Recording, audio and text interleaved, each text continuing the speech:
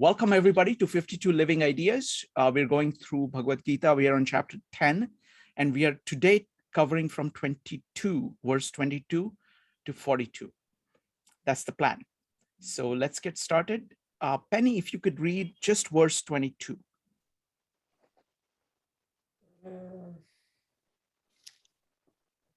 Well, I can read it in this book, but this one doesn't have numbers. So of the Vedas, I am the Sama Veda. Of the demigods, I am Indra, the king of heaven.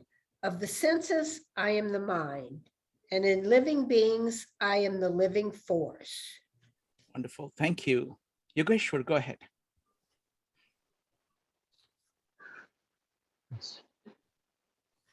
Vedanam samvedosmi devanam asmi vasavah indriyanam manaschasmi bhutanam asmi chetana. So out of all the four Vedas, I am Samveda. There are four Vedas, which is Rig Veda, Atharva Veda, Samveda, and Yajurveda. So those are the four Vedas. Now, in a way, if you think about it, would like Krishna to say that I am Rig Veda because it's the first of all the Vedas and the most prominent, whereby they're the most salutations to Brahma or more worships to Brahma in Rig Veda than Samveda. But why Samveda then? In a way, Samveda shows, because it's the only Veda that is sung, it's not recited, it is sung. And if you see Krishna's life, it is like a song, it is like a play, rather than a rigid life. His life has been full of playfulness, full of dance, full of flutes, and full of music. So in that context also, we can see that how he has chosen Samveda as I am the Samveda out of all the Vedas. And another thing to note in Samveda is, it is, for example, when you sing it, yeah, it is also in a way not like any other song. It's not like a song that you sing. It is like the other Vedas in that context, but it is supposed to be sung. Like it has the content of the Vedas and it has the melody of the poetry. It has both in one. Devanam asmi vasava. Out of all the celestial beings, I am Indra. Vasava means Indra. Here we can see Krishna is saying that I am the topmost you can think about. Even in metaphorically, even in the celestial beings that you can think about. Yeah, I am the highest. I am that which controls all of them. I am Indra. And Indra here, in a way, because there's also a story in Kathopanishad that says that it was Indra who first received the knowledge of Brahma. So in that context as well, we can see that the person who receives Brahma is Krishna. That person who is able to know Brahma is Krishna. Indriyanam manaschasmi, bhutanam asmi chetana. Out of all the five, we have five senses. Now, in Gita, Krishna has not mentioned five senses. He's always mentioned six senses. Mana shashthan indriyani, prakriti sthani karshati. So even in another verse, Krishna says that the sixth sense, which is the mind. Krishna is putting mind as one of the senses. How we can know that is mind is sort of a bridge between all the five senses. It is the innermost of the five senses, if we can say. For example, if if the mind is shut down, like I am maybe in a coma, or maybe I am, for example, let me say that after running, yeah, I just fall out. So in that case, what has happened is the mind has been affected. And when the mind is affected, none of your senses can work in the way they're supposed to be. So in that context as well, I am the mind. In another example, we can see that if somebody drinks alcohol, let's say, what is affected is the mind. But just that one mind being affected, it affects all the five senses equally. So we can take the mind as a bridge between all of them, all the five senses. Now, the sixth sense, which Krishna is saying, is the mind, and that mind is the bridge between all of them. If the mind is cut out of the equation, then the five cannot do their own work as well. Bhutana masmi chetana. Out of all living beings, I am the life force. So Krishna is giving all these different indications. And then when he says Bhutana masmi chetana, he again really goes so close to Brahma. So close, whereby he's saying that I am the life force within all living beings. Can you see me? You see, he's taking you if there is a very huge house, he's taking you one by one on the staircase. And then abruptly, he's also showing you the last staircase. Like this is the last stair out of all of them. Look at it. Can you see it? If you don't see it now, then let me take you 5 steps again up, and then you'll be able to see it now. So that's what he's trying to do.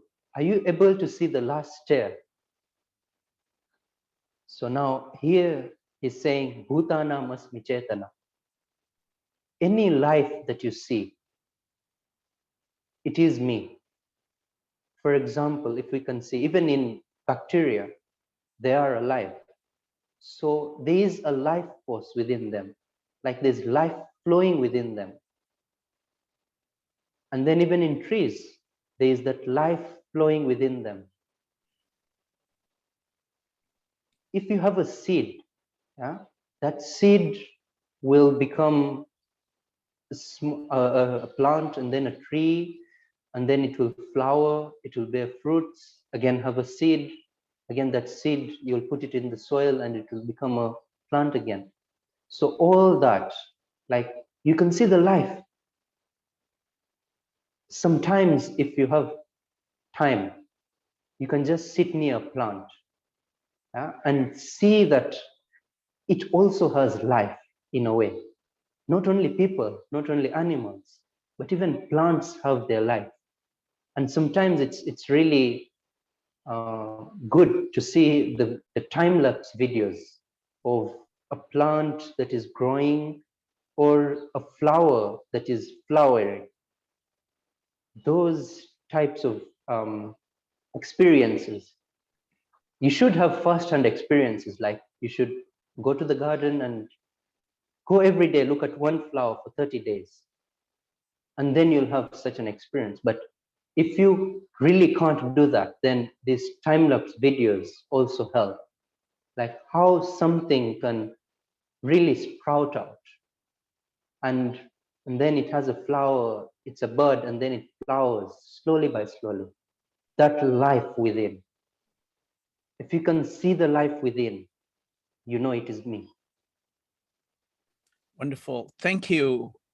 This is, I think, very much accessible.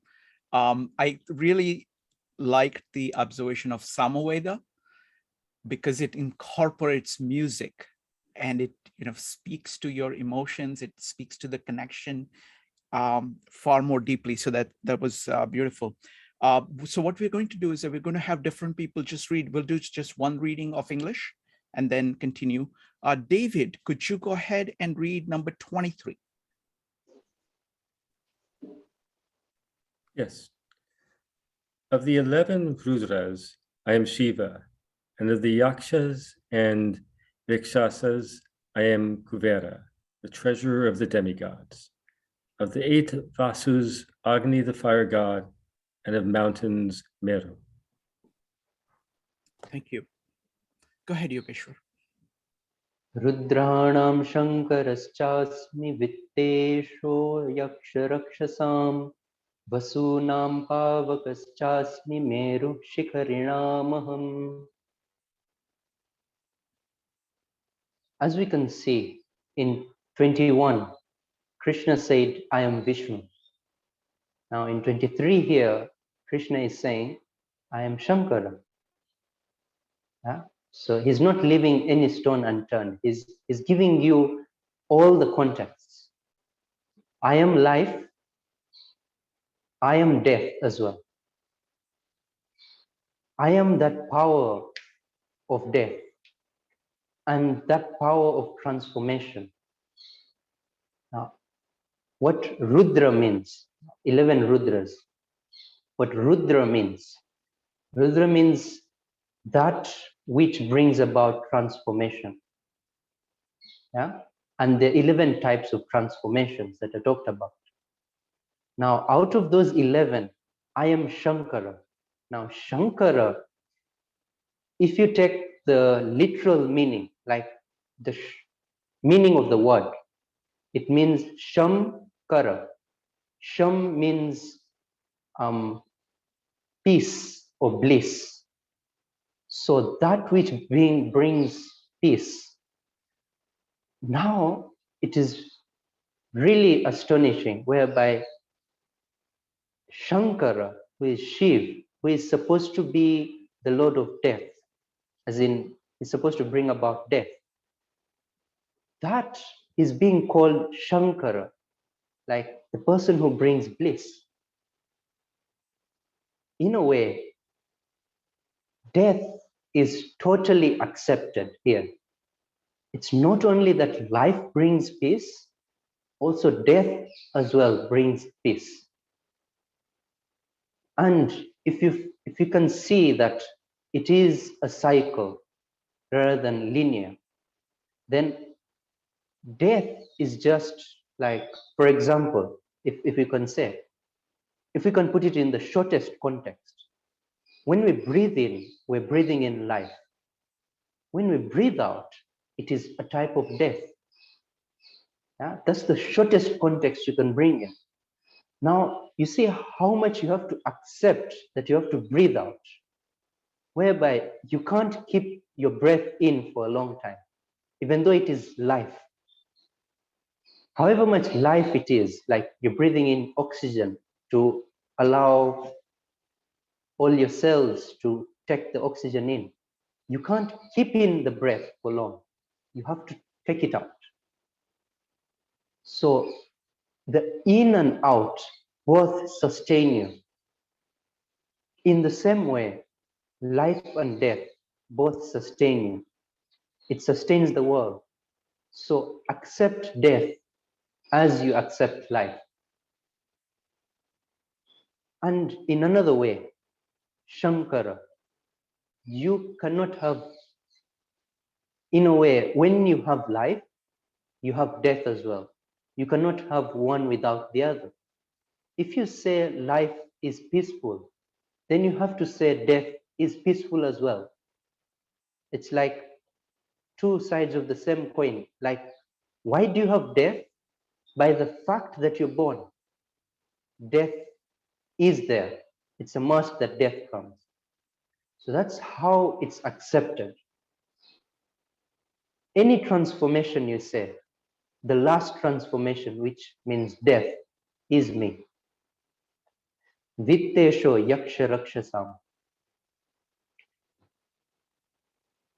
In this context, Yaksha and Rakshasa. So first to know what they are. And then out of those, I am Kubera. So Yaksha, what Yaksha means and what Rakshasa means. Yaksha means those people who help you. Like, for example, in the cultural context of India, how I could put Yaksha, it is those people who have a lot of money and they do help those in need. Yeah? And Rakshasa, you see, the literal meaning, what Rakshasa should mean is those people who Raksha. So Raksha in Hindi means those who protect you. So Yaksha means those who protect you with money, and Rakshasa means those who protect you with weapons.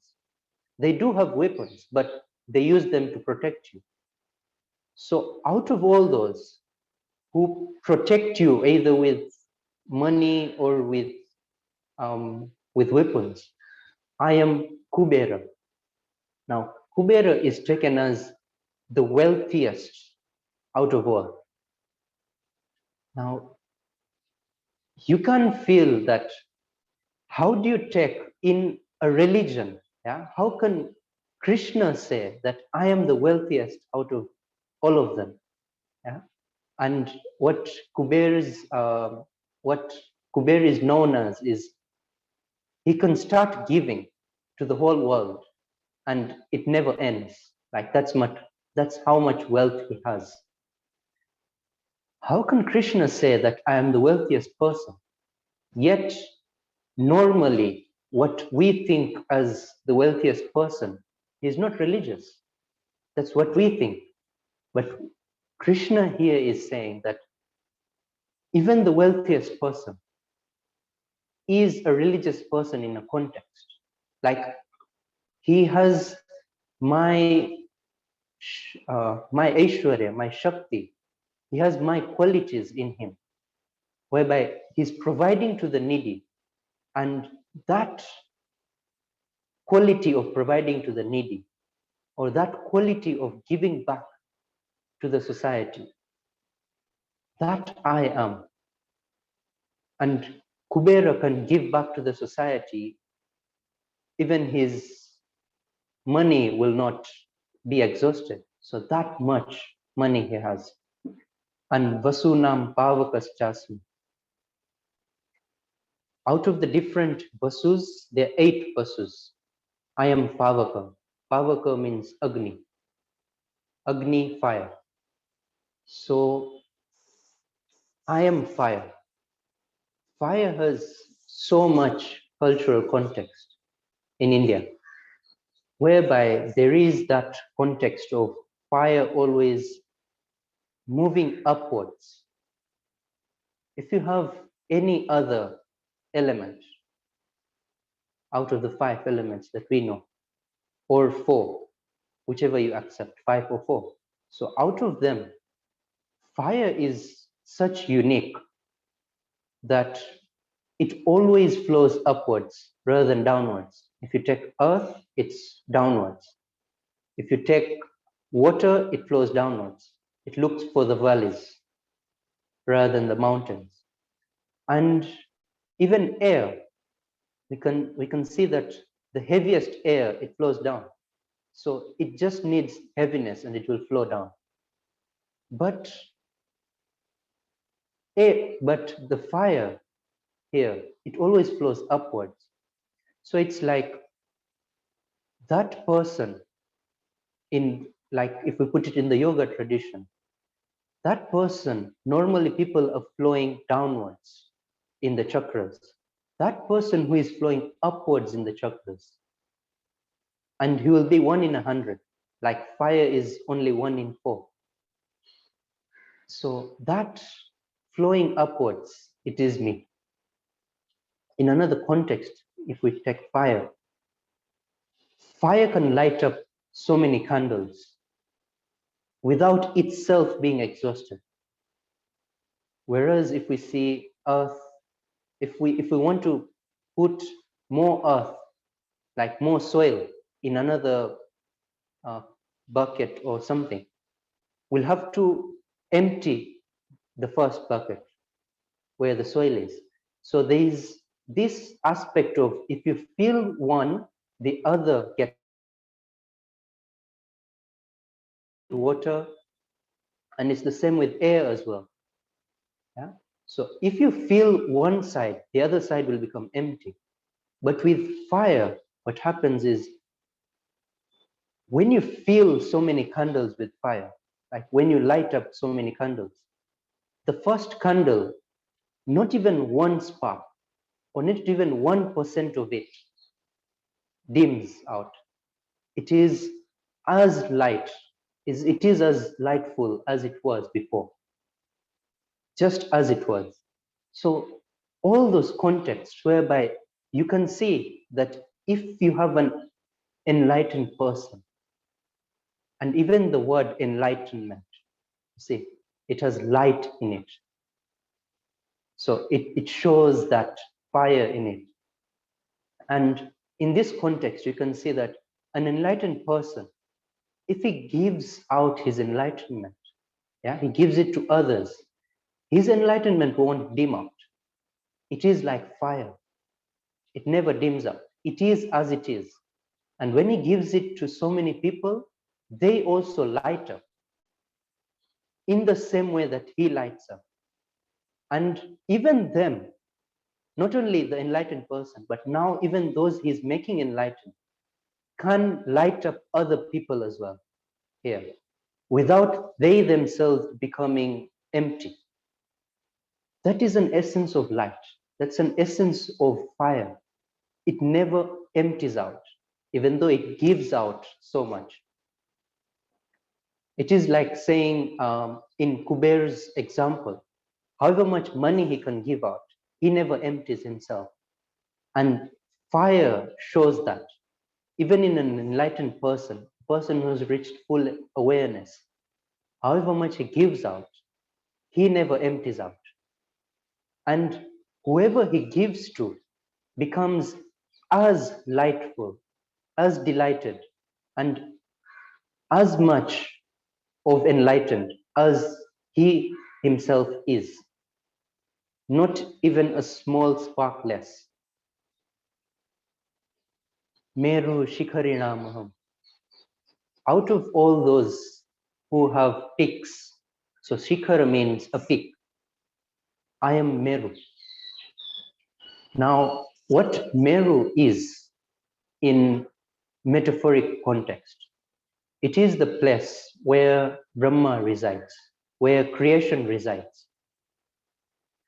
If we talk about this as the peak of creation, whereby when Beethoven is creating his music, like the peak of his creation, that I am.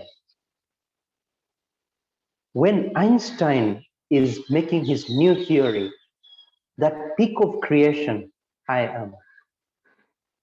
Yeah? And when any philosopher, yeah, maybe even we have so many philosophers. Let's take the first philosopher we know about in Greece. Yeah, when he is making out his theories and when he's speaking on the road, yeah, and he's having this delightful experience of creation. I am the peak of creation, all of it. Even right now, if I am talking and I am making new inventions in my talking, even these new creations of how I should talk, or making a new spark within the person who is listening, that I am. Even when a painter is creating his new work, normally, if we can talk about the person who is painting, yeah, Normal people who paint, they have an imagination of what they will paint. But if you talk about the peak people, like those who just paint, they don't first think that I am painting this. They just start painting. And when they start painting, and it just flows out of them, and that creation that they make. Same to a musician. Yeah? They do not have even the slightest of the imagination of what type of music they will make, but they just start making music. And then when they're at the peak of their creation, you can see me in them. Wonderful. One question.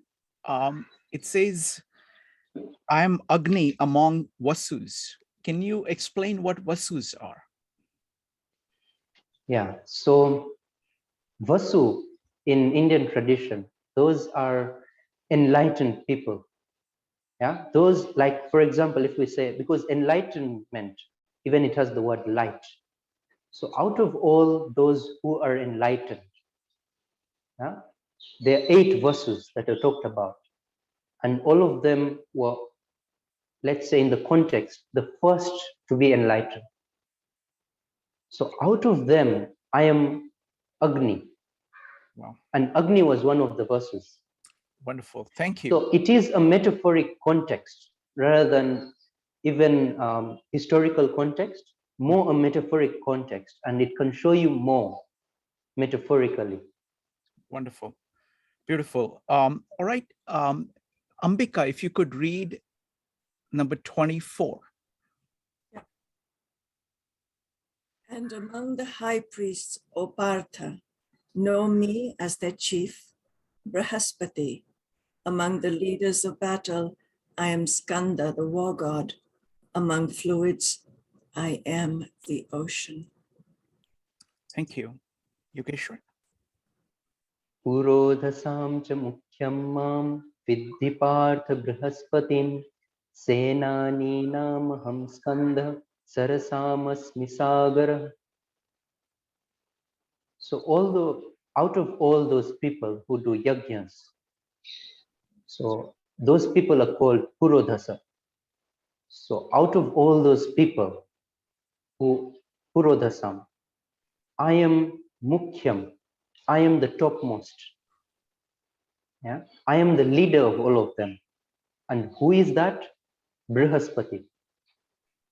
Brihaspati is known to be the guru or the teacher of all the devtas. He leads all the devtas. He enlightens all the devtas. So in the context, we can see that even a normal guru of normal people, we can understand. But now this is the guru of devtas.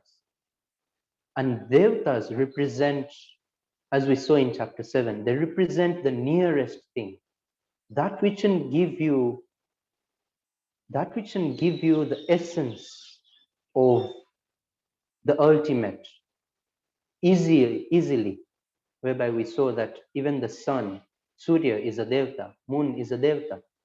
Yeah. So out of all those, they can give you a context of the ultimate easily. Now, even out of all of them, out of all the devtas, now he's saying, you've known me as Indra, that's fine as well, but know me as Brihaspati now. Yeah, he's taking you step by step higher. Know me as Brihaspati. Now, Brihaspati in this context, he is the one who leads all the devtas. He's the one who decides. Now, in the cultural context of India, if we have a king, he's the one who takes all the decisions. But his guru or the teacher of the kingdom, there's always a guru of the kingdom. And that teacher is the person who is enlightened in the kingdom. And he is the one who is supposed to advise the king on taking any decisions. So the king is not totally, he cannot totally take any decision he has to take the advice of his teacher. And that teacher has to be enlightened. So in that context, if you see, Brihaspati is the most enlightened out of all the celestial beings, or all the devatas. Now, so I am the leader of all of them. I am the person you come to take advice from. Any person you take advice from, it is me. Senani nam aham skanda. So I am Kartikeya out of all those who go for battle. And out of all those who go for battle, Senani nam. Yeah. So Senani means the one who leads the battle, the one who leads the war. And out of all those who lead the war, I am Skanda. I am Kartikeya. In this context, Kartikeya is the son of Shankara, is the son of Shiva. In this context, if we can see, is as we put Kartikeya as the son of death, as the son of the destroyer. Now, if a person goes to war, yeah, the person who is at the head, the person who is the head of the war, you can see him as Kartikeya, and he is the son of death. Now, what it represents is, even in war, there is no part that is not ultimate. I am the ultimate. Yeah. So even in war, I am there. And who am I in war? I am the person who leads the war. Not even any other person who is going away from the war. So you can see in the context how even war is fully accepted by Krishna. Even he himself is telling Arjuna that go for war. Yeah? It's never in the Indian context. It's never that that you should go away from wars. Yeah? If a war befalls you, then go for it and win it, but never call for it. That is another thing. Yeah? You never trigger a war, but if a war befalls you, then be the first on the line. Because what happens is, when the good people, they shy away from war, that's when the bad people will come onto presidentship or kingship, and they will handle all the different aspects of the kingdom. So the good people should do the war. They should not shy away from the war. They should be the first in line. Sarasamas misagara. So out of all the water bodies, yeah, I am Sagara, I am the ocean. If we could put the ocean in context, one could be that when we go to the beach, like when we go to the seaside, when we look at the ocean, it has all these waves on top. And when we see the waves, we feel we have seen the ocean. But if we truly see, we have not seen the ocean, we have only seen the waves. If you truly see. So that, in that context, you can see that when we see people or when we see the world, we are seeing Brahma in one way. But if you don't really see, you're only seeing the people. But the underlying Brahma is within. It's like the waves cannot be put away from the ocean. They're part of the ocean. But if you don't have the sight, you'll only see the waves and you'll say, I have seen the ocean. Another way to put it, when you see the ocean, it will always feel that you cannot get to the end of it. Like your sight cannot reach the end. It's always, you cannot, like when you look at it with your eyes, you cannot say this much is the ocean. Even though you see where it ends at the horizon, you still know there's more about the ocean. So that's how Brahma is. If you know this much of Brahma, there's still so much remaining.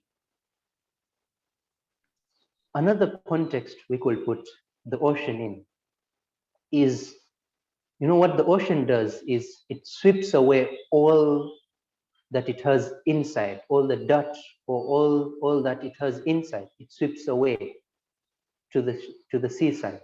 It doesn't keep it inside itself. It sweeps away all the dirt, or all, even when a person dies, yeah, and dies in the ocean, in maybe a lake or something, so that lake will push that dead body out. It doesn't keep any impurities in itself. What it does, it keeps all the purities in itself. It keeps pure. So in that way, we can also see that the context of the ocean, how it always keeps pure.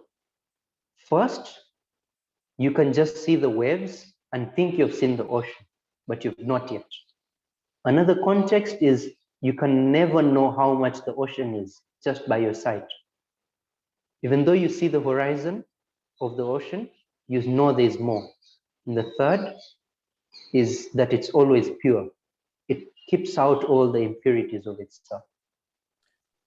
Wonderful. So I'm going to make a couple of quick comments, and then we're going to have Penny read.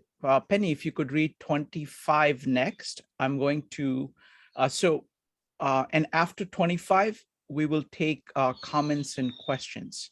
So one of the patterns that you can see is that what Krishna is saying is that I'm in everything, and he's listing everything, and he's listing it at various levels. He's looking at physical things, he's looking at gods, he's looking at people, he's looking at war, and he's saying that I am everywhere. And then he's saying more than that. He's saying I'm the best part of it, the ultimate cause of everything. And he's saying it in different ways. So it's a very rich expression of one, that the Brahma is in everything. And second is that it is the ruling thing, the ultimate thing, the causative thing in all of them. And he's explaining that in terms by going through a whole bunch of things. That's the general pattern here. All right, Penny, if you could read number 25. And folks, if you have comments and questions, go ahead and type exclamation mark. Immediately after 25, we're going to go ahead and take comments and questions. Go ahead, Penny. Okay. Of the great sages, I am Bhrigu. Of vibrations, I am the transcendental Om. Of sacrifices, I am the chanting of the holy names. And of immovable things, I am the Himalayas. Thank you. Yogeshwar. Maharshinam Bhriguraham Giramasmyekamaksharam Yajnanam Japa Yajñosmi Sthavaranam Himalaya.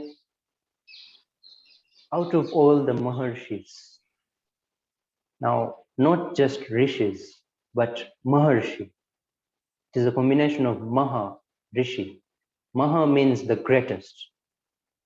So out of even the greatest Rishis, I am Bhrigu. And if we can say in this context, out of all the sages who have been enlightened, now there's a story of Bhrigu. What he did is he went to all the devatas, yeah, and started teasing them in a way to know who is the best out of all of them. You see, what he was doing, he reached enlightenment. Yeah. So now what he wanted to do is to get the best out of all the devatas, or out of everyone, who is the best. So what he used to do is to tease the devatas. He used to tell them that, oh, for you, you are married. When will you reach enlightenment? How will you get to know the ultimate? And then he sees how the reaction is. So the story goes that he went to Brahma, the source of creation. And when he went there, Just him going in without permission, Brahma stood up and said, how can you come here without asking for my permission? Yeah? So you can see that Bhrigu was seeing, now he's seeing the egocentricness there of creation now. When he goes to Shankara, when he to Shiva, then he sees that Shiva is in dhyan, like he's just meditating, and that's how he is. So when he goes and taps into the meditation of Shiva and then brings him out, so Shiva tells him, why did you bring me out of meditation? You know how much bliss I was in. So now he's also seeing that Shiva has this sort of, he wants his bliss. Out of his meditation, he does not have his bliss. Then he goes to Vishnu, what life is, yeah? How life flows. So you can see that creation happens at one point and destruction happens at one point. Between all that is life. Now, when he goes to Vishnu, the sustainer, and when he comes in, Vishnu gets up and starts washing his feet and welcomes him. And then what Bhrigu does is he steps on his chest with his foot. Even though he's been welcomed, he's stepping on Vishnu's chest with his foot. And you can just imagine such a scenario whereby somebody steps on your chest. It feels like he wants to feel bigger than you. He wants to bully you in a way.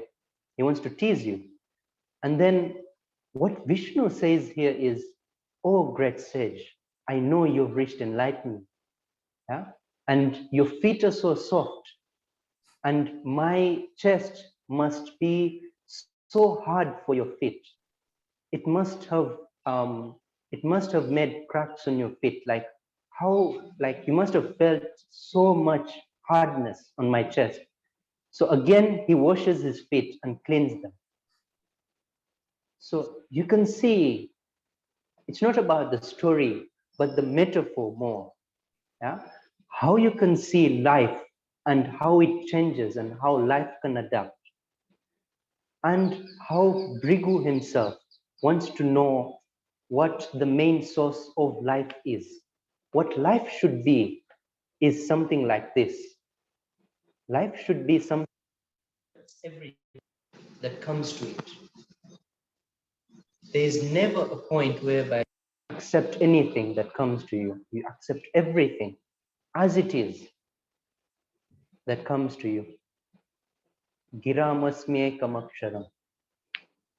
Out of all the sounds, I am ekam aksharam, that one syllable. In a way, when we go forward, like there was Om, from Om came out U, M.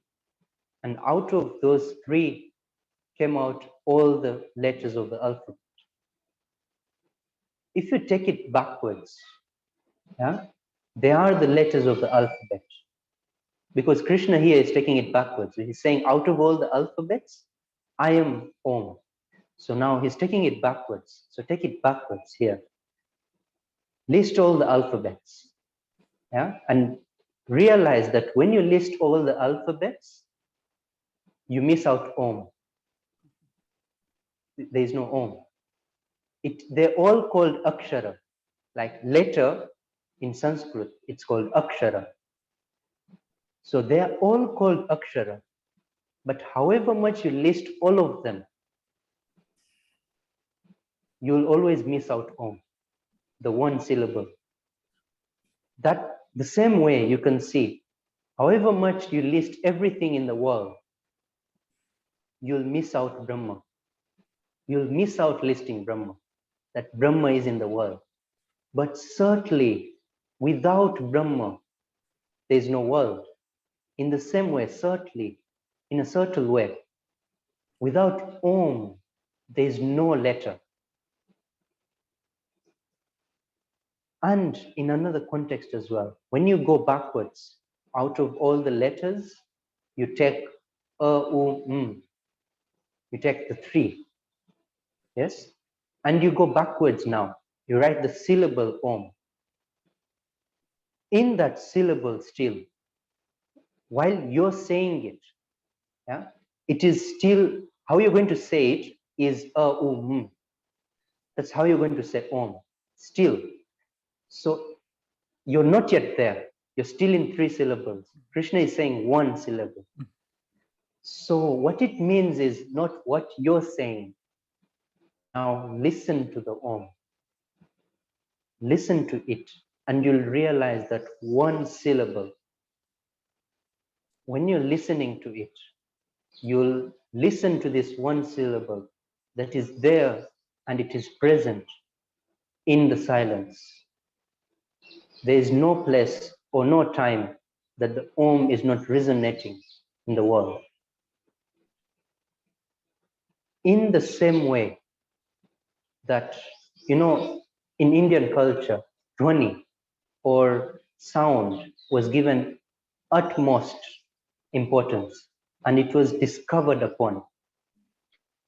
And so many of inner energies or inner pathways, for example, even the chakras, they were founded upon sound. How can you move up the chakras using sound?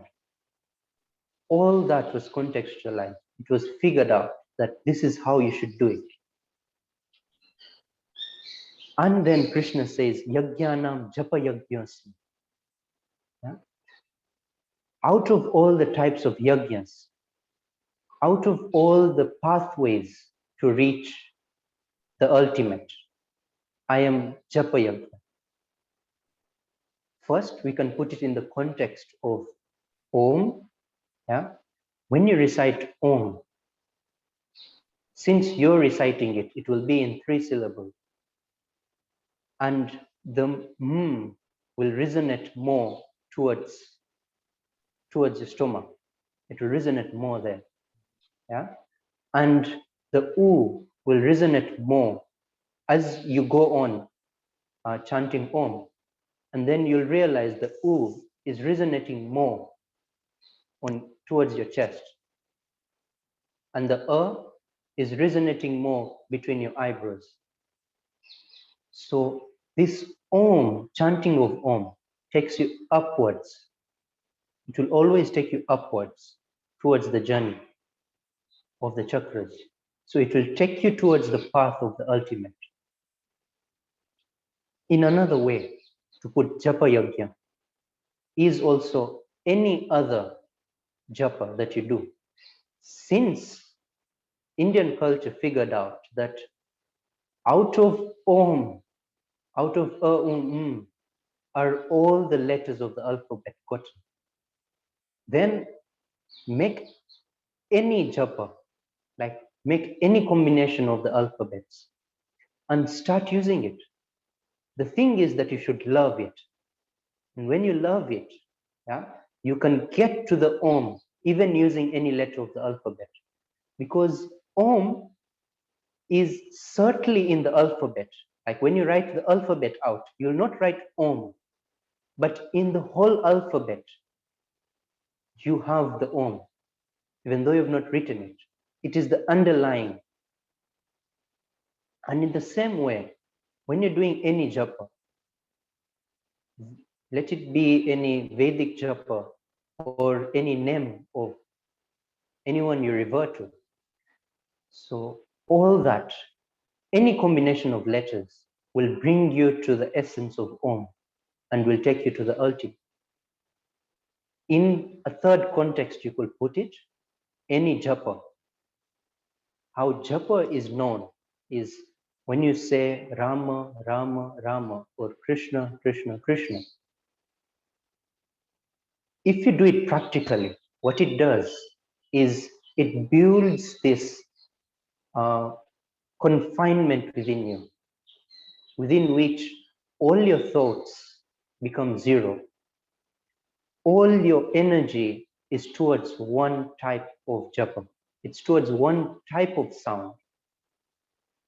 Now you see, when you're going on the path of Om, you want to take away all the sounds and you want to take away all the thoughts because they disturb you on the path of the Om.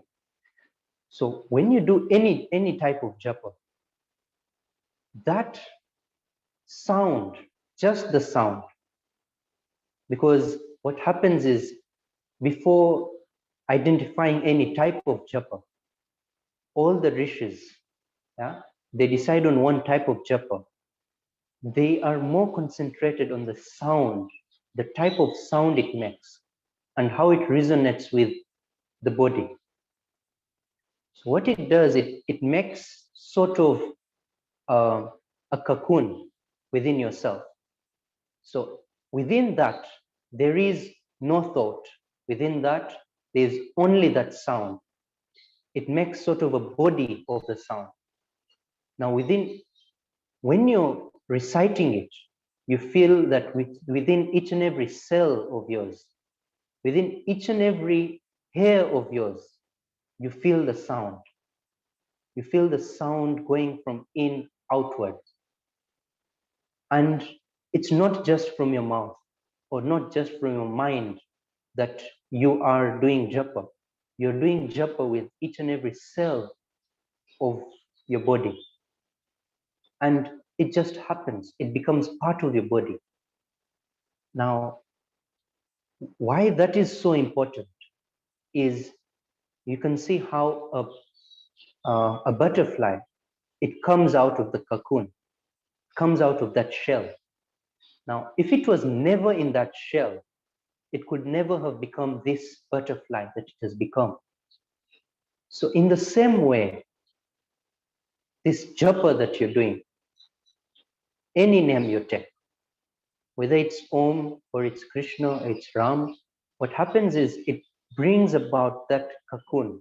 It makes that body within you. And within that body, there's no thought, there is no any other syllable. It's only that japa that you are doing.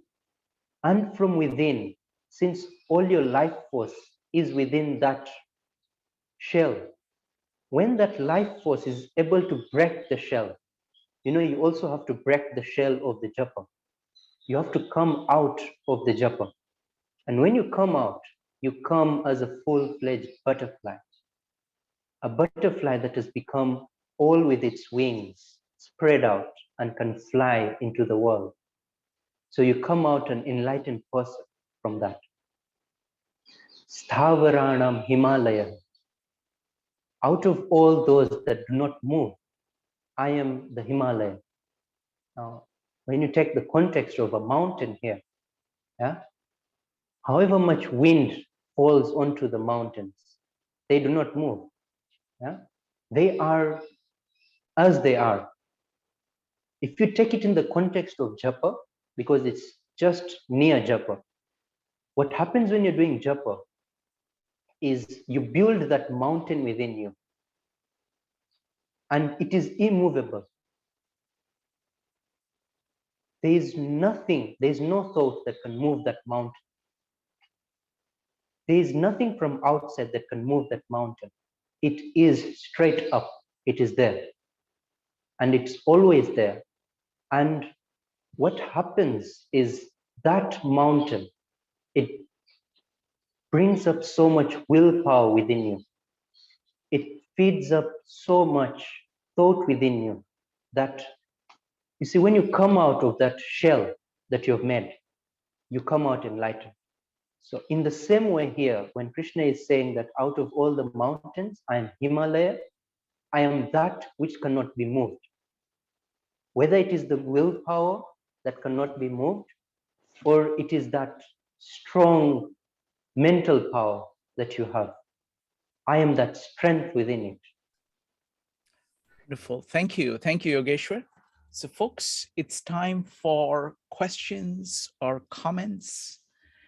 Go ahead and type exclamation mark if you would like to share what you're learning from these verses, or if you have a question.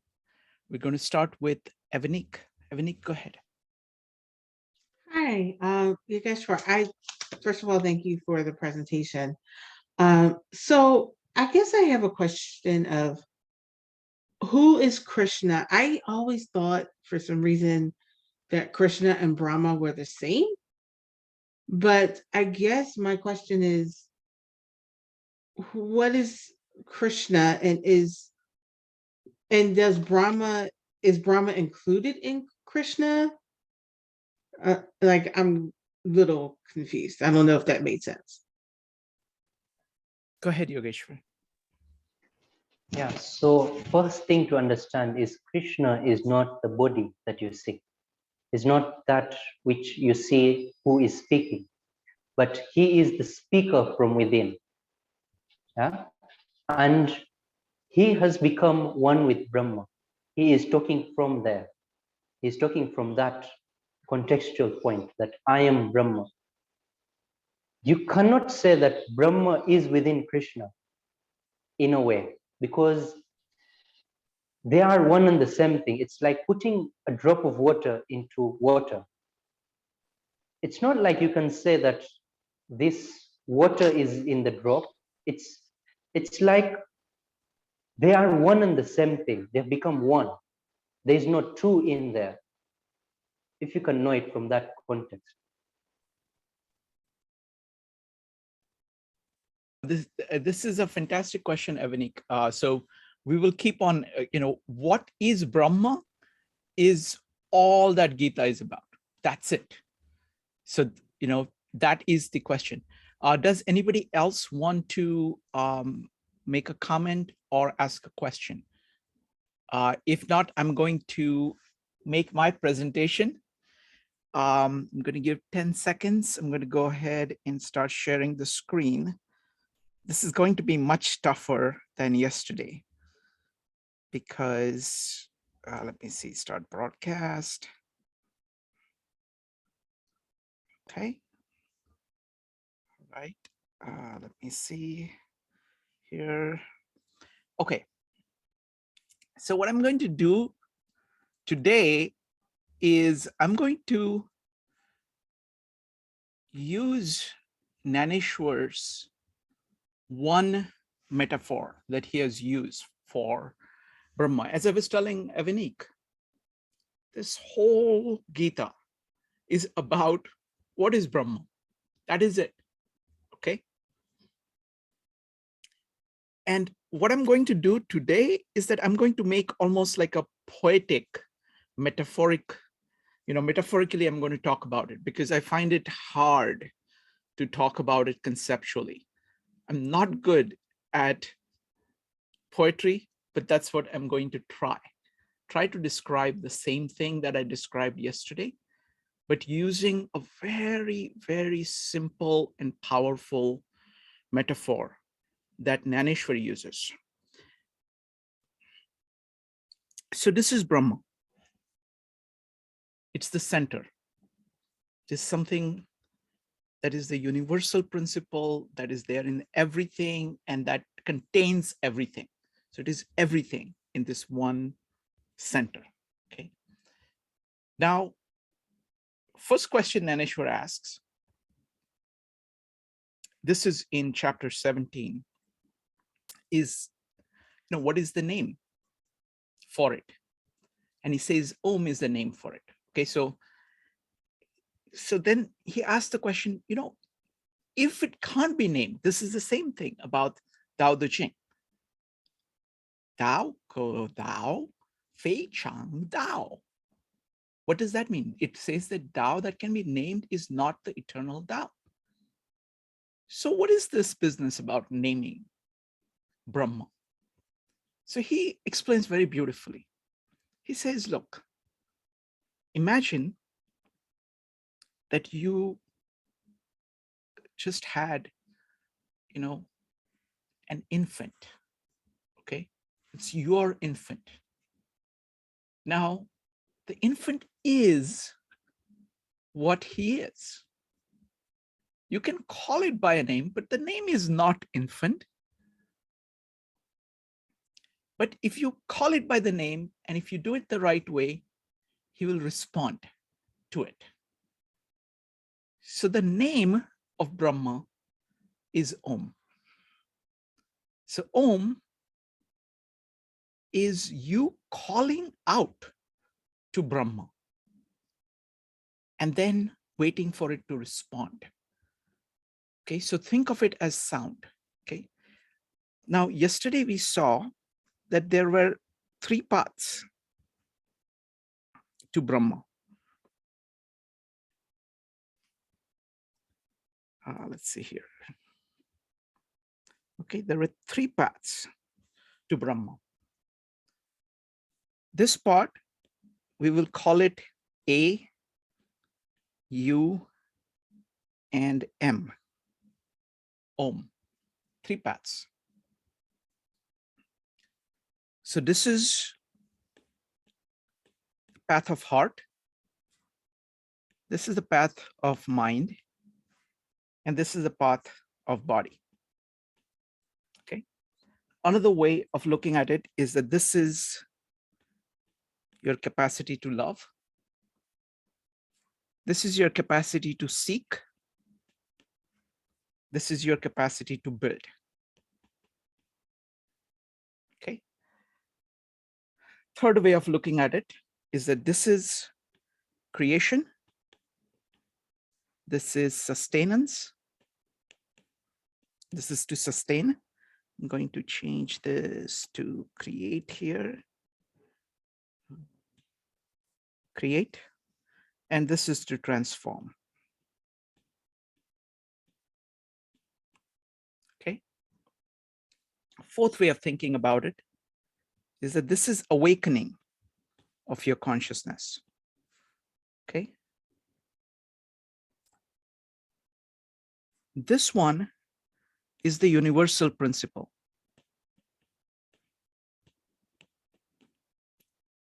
Okay. And this one, you can call it the community or the world that you are in. Okay. Now, when you're saying Om, see Om, what you're doing Om, so think of Om as, let me draw it in red so it is very prominent. When you're saying Om, you're saying this. Okay, you're saying A, U, and M. And you are actually trying to speak to this. This is the infant. So now I want you to just do a mental experiment. Now think of an actual infant that you know and love. This could be your own child when they were, very young. This could be your brother, sister, your niece, nephew, child of a friend, a neighbor, but think of an actual infant, okay? And let's put that, imagine they're right here, okay? Also imagine that they are in your care. You are responsible for them, that you love them, and there they are, okay? So what Naneshwar is saying, this Brahma is like an infant, okay? It has this magnificent glory of just what it is, okay? And when you're saying Om, you're actually calling out to the infant. So when you breathe out and say Om, you are calling to this infant. And then when you breathe in, you're seeing the response of the infant. Okay. So you're going to say Om like this, and then you're going to breathe in. You're going to see this child. Okay. So when you're saying oh, ooh, oh, and you're actually going to engage. Okay, so what does it actually mean to say Om? So let's go part by part and then try to put it together. When you're saying Oh, you're speaking from your heart. Okay, now think again. Keep your attention focused right here on the infant that you know. Now you are speaking to it from your heart. You're expressing your love. You're awakening your consciousness. You're actually paying attention fully. You're noticing things. It is the act of creation. It is beginning of your attention on this infant. That's what it means to say Oh in the Om. Again, keep focused on the actual infant and see what it would feel like if you're doing this. Okay, if you're doing this and saying Oh to this infant.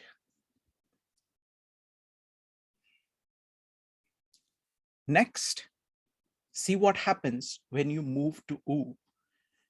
As Yogeshwar was saying, you're moving now to your chest. It is resonating. This is, you're engaging your mind. You're focused on asking the question, what is this thing? What is it? Because it is, now imagine that this is your firstborn, okay? And you're just learning about it. We don't know Brahma. Okay, we don't know Brahma. And we are very curious about it. And we're trying to understand. This is Jnana Yoga. Another way of putting all of these is what I just described here. This is the Bhakti Yoga. This is the Bhakti Yoga. This one that I'm about to describe is the Jnana Yoga. And this one here is the Karma Yoga. Okay. So now you're now saying in Om, you're saying now Oo, Oo sound. What are you doing? You're engaging your mind. You're asking, what is it? What is it? You're relentlessly seeking to understand this infant. Okay, you are trying to see what is it that sustains it? What is it that makes it what it is? What are the universal principles that are guiding this being, this infant, this Brahma? That's what you do when you're saying Ooh. Next, you move to M. What is that? You're basically saying, I will do whatever it takes, whatever is the right thing to sustain, to help, to build, to nurture this infant. It is your commitment of your body to transform, to do the work, to do the karma in response to Brahma. Okay, so you can see that in just saying Om, you are activating all your faculties, your heart, your mind, your body.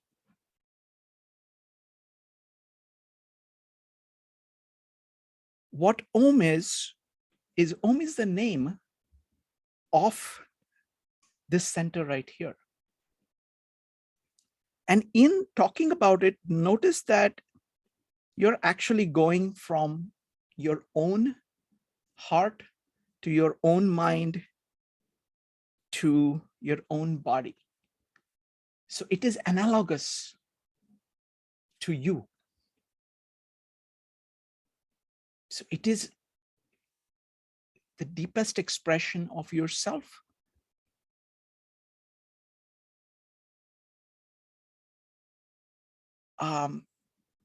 So it captures at once your nature and nature of Brahma at the same time using Om. Let me use it as a gesture. So hold out your hands like this, as if you're saying Namaste. This top over here, see, this is exactly the same shape as that right at the top there is God. That is the universal principle. Left down here is you. So that's I. The top here is the universal principle or God. And over here is the world or whatever it is that you're interacting with in the physical domain. So when you're doing this, you're activating all this, I, God, and the world at the same time. So when you're saying Namaste, you're saying the God in me. So God at the top in me greets the God in you. So it is all right here. You're engaging the all of you. And what you're doing is that you're actually calling out to this infant. Now, what Naneshwar says is that people use this word, but if they don't know that if they don't know the infant, that word is meaningless. It's just random sounds. You have to say it with full focus on the infant, on the Brahma, and you are speaking to it. You're saying, this is what I understand of you. And in speaking, you're actually moving inward here. You are at a certain point in speaking to the Brahma. You're trying to go towards it. Okay, you're trying to go towards it using all your faculties, your heart, your mind, and body. And if you do it well, maybe you go a little bit closer and it responds to you. When you breathe in, that is the anahat nad, the unmanifested sound. You're listening to it, just like an infant. The infant can feel your love. Okay, infant will respond to you holding the infant. That is your karma that you're doing. It will respond to your understanding what it is, what its needs are. So, and the more you do that, and this is not something that you just do once. This is what breathing is. When you're breathing out, you're saying Om. When you're breathing in, you are noticing Brahma. So it is a cycle. And you keep repeating the cycle. Still, you will not get to the center, but you will get a little closer. So this is my take on calling out. So it is simply, imagine again, come back to the infant that you know. Now, it may seem odd to put Brahma as infant, but in the Indian context, it is perfect example. It is the seed. It is the word from which everything comes. It is your attempt to get at, it is analogous to you. It is personified. It is Krishna. It is Brahma.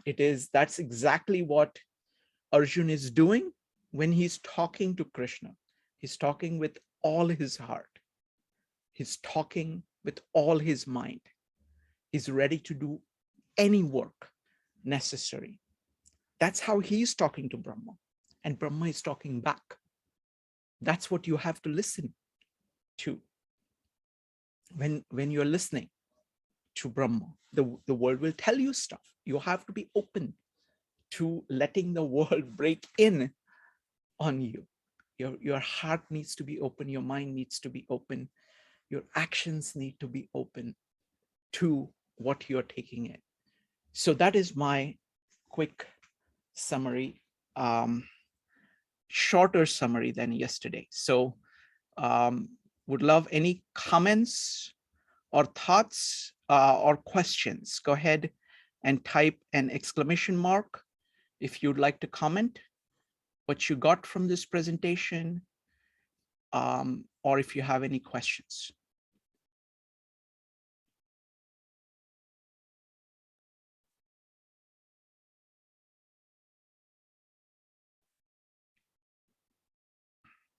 Okay, we're going to start with Joe. Joe, go ahead. Yeah, I mean, I can tell you what I've taken from this presentation, and as well as Yogeshwar's commentary, is the importance as to listing out why Krishna is in everything, and exactly as to why it's the sustaining principle of everything. And then it's kind of integrating that into your own personal mind, where you're starting to see it in everything and everyone.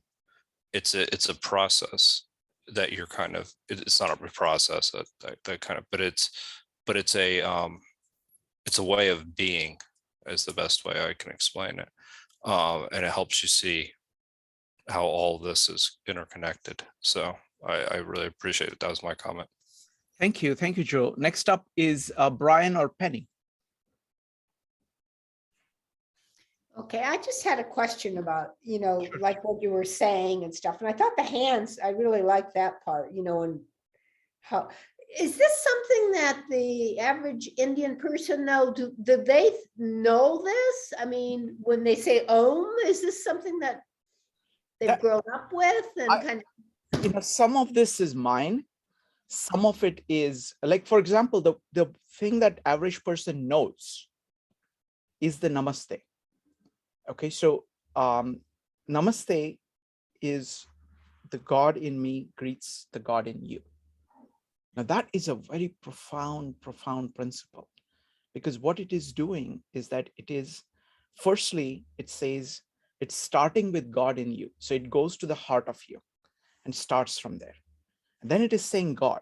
So it is invoking Brahma, of your conception, your best conception you have of Brahma. And then you're focusing on the other person and you're looking at their center, the God in their center. And what that does is that it sets the context for an interaction, a human interaction of such depth. And what happens is that all the accidental things about differences kind of fall aside, and you focus on this core similarity. But I would ask Yogeshwar. Yogeshwar, what do you think about how much of this kind of thought about Om or Namaste is part of Indian culture, you think?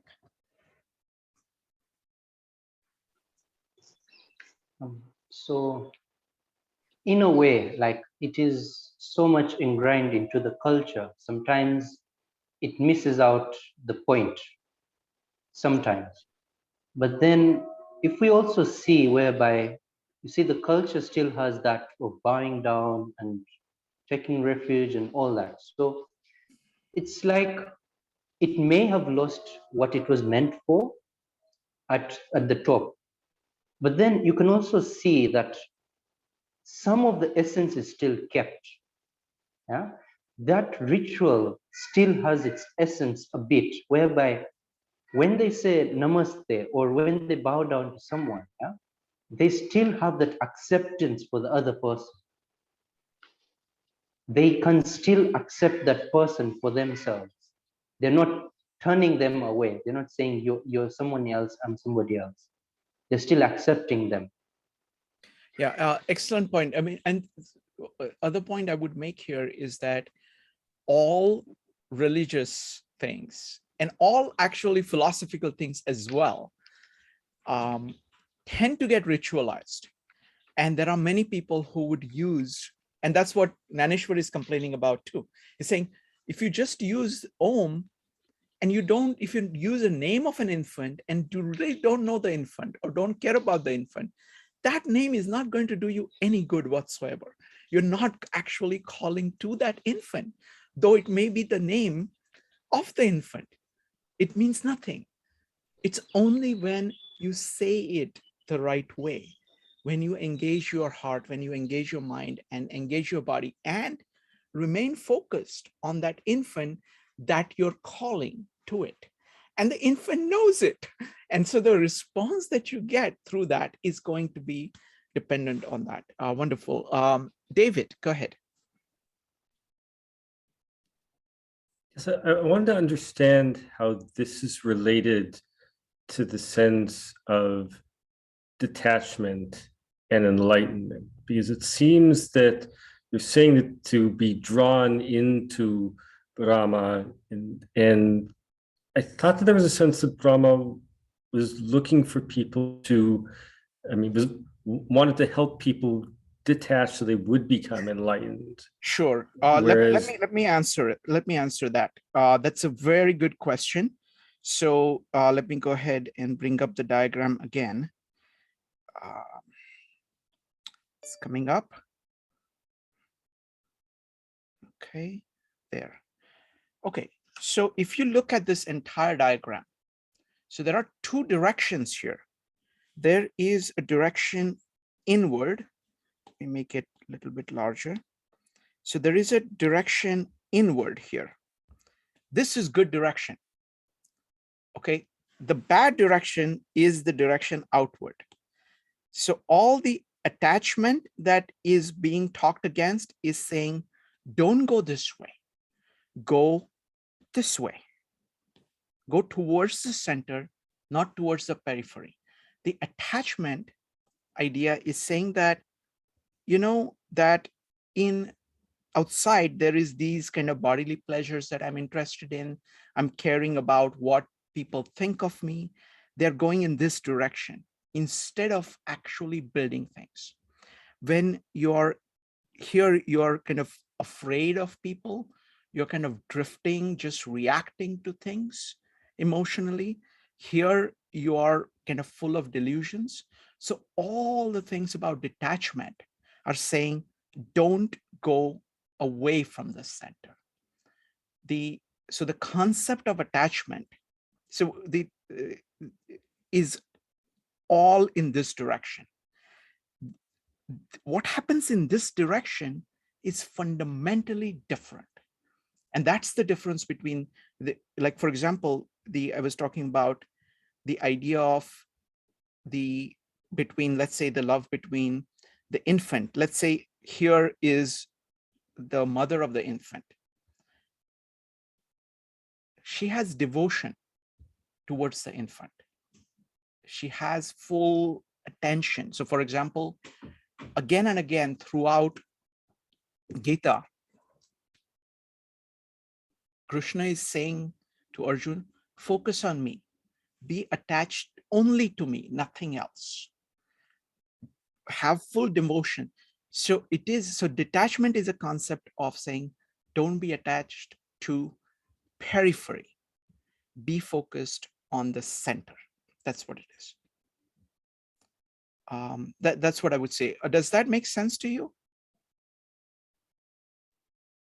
I just want to say I don't want to distract from Sure. the rest of the flow. Sounds good. Sounds good. Yeah. Yeah, it's very difficult. I mean, what happens is that these concepts are very different than the concepts that are currently used, that are the common concepts in the Western context, where the Western context, the emotion is saying emotion as a response to anything. So it is seen as only reaction, whereas there is something which is different else, where there is something which is fundamentally different. This devotion, the bhakti that is being talked about here, is of very different nature. than attachment or reaction to things. Whereas like in the modern psychology, most of the versions of emotions are all reactive. So there is, the concepts of consciousness that India has are completely different. And the words that are used many times in the West, I mean, that's why I prefer to go back to kind of Sanskrit and Marathi translation of Sanskrit, which is, rooted in Sanskrit, because those formulations are actually they capture those concepts of consciousness in India better. All right, let's continue on to the next one. So we'll have next one up is David. If you could read number 26.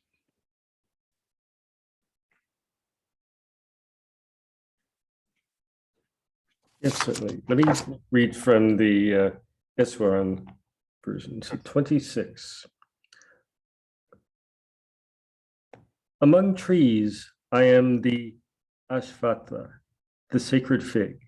Among the Gandhavas, the heavenly musicians. I am Chitratha. Among divine seers, I am Narada, and among sages, I am Kapila. Thank you. Yogeshwar.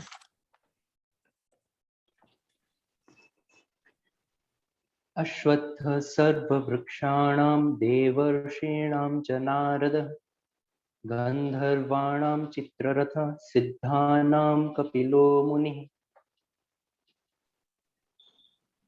So, out of all the types of trees, I am Ashwatha. Ashwatha means people. In English, it would mean a fig tree. Yeah? So that is me in all the types of different trees. Now, the significance of fig tree in Indian culture, one thing is out of the few trees that give out oxygen even during the night, it is one of them. Yes.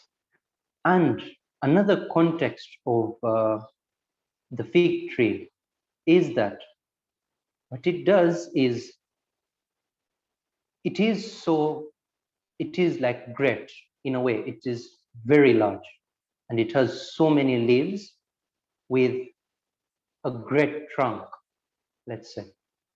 Now, in a way, it is so huge among all the other trees, and it can also go for so many years.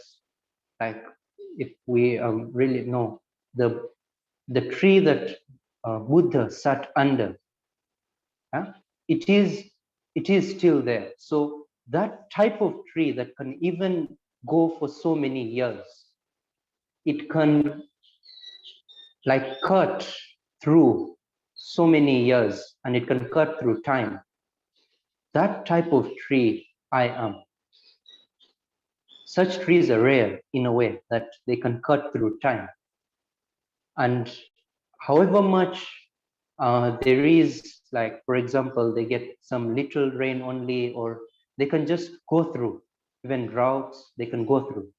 So that which can persevere through time, which can persevere through any type of situation, that I am. Even if you take this in a person, you can see some people are so rooted, they're so great in a way that any type of situation you put them in, they just come out, and they come out flowering. They don't come out like dreaded by the situation. They just come out as they went in. That is the type of tree that Krishna is talking about. Devarshinam cha Narada. Now, Narada, if you see in Indian culture, he is a sage, and Devarshi, meaning he is the great of all sages, he is a great sage. But if you see the stories of Narada, they're so playful, they're so like musical and all that sort of stuff, In that context, you see that Even Krishna himself, he wasn't this stagnant person or this person who was just sad all the time or seated in one place. He was so playful and he was moving everywhere. He was doing all that was supposed to be done. He was playing with his flute and all that. See, that type of life, to be enlightened, it's not that you have to sit in one place and just be there. It means being playful. It means playing all the music you can and knowing that this life is just a musical instrument and you play all the tones in it and make the rhythm out of it. Another point about Narada is that he is always saying the name of Brahma, always. In a way, he is always contemplating upon Brahma, never forgets. And Narada is said to be the mind of Brahma. He's said to be the mind of Brahma. Now, when we say the mind of Brahma, what it means, if we put it into context of our mind, before anything manifests from our mouth or like our saying, like our words, it is first contemplated within our mind. So the first person to know anything that happens is Narada. Even before it manifests out in the world, Narada knows it. And why is that? Because he's always contemplating upon Brahma. In another context, because just before this verse, Japa Yajna was talked about.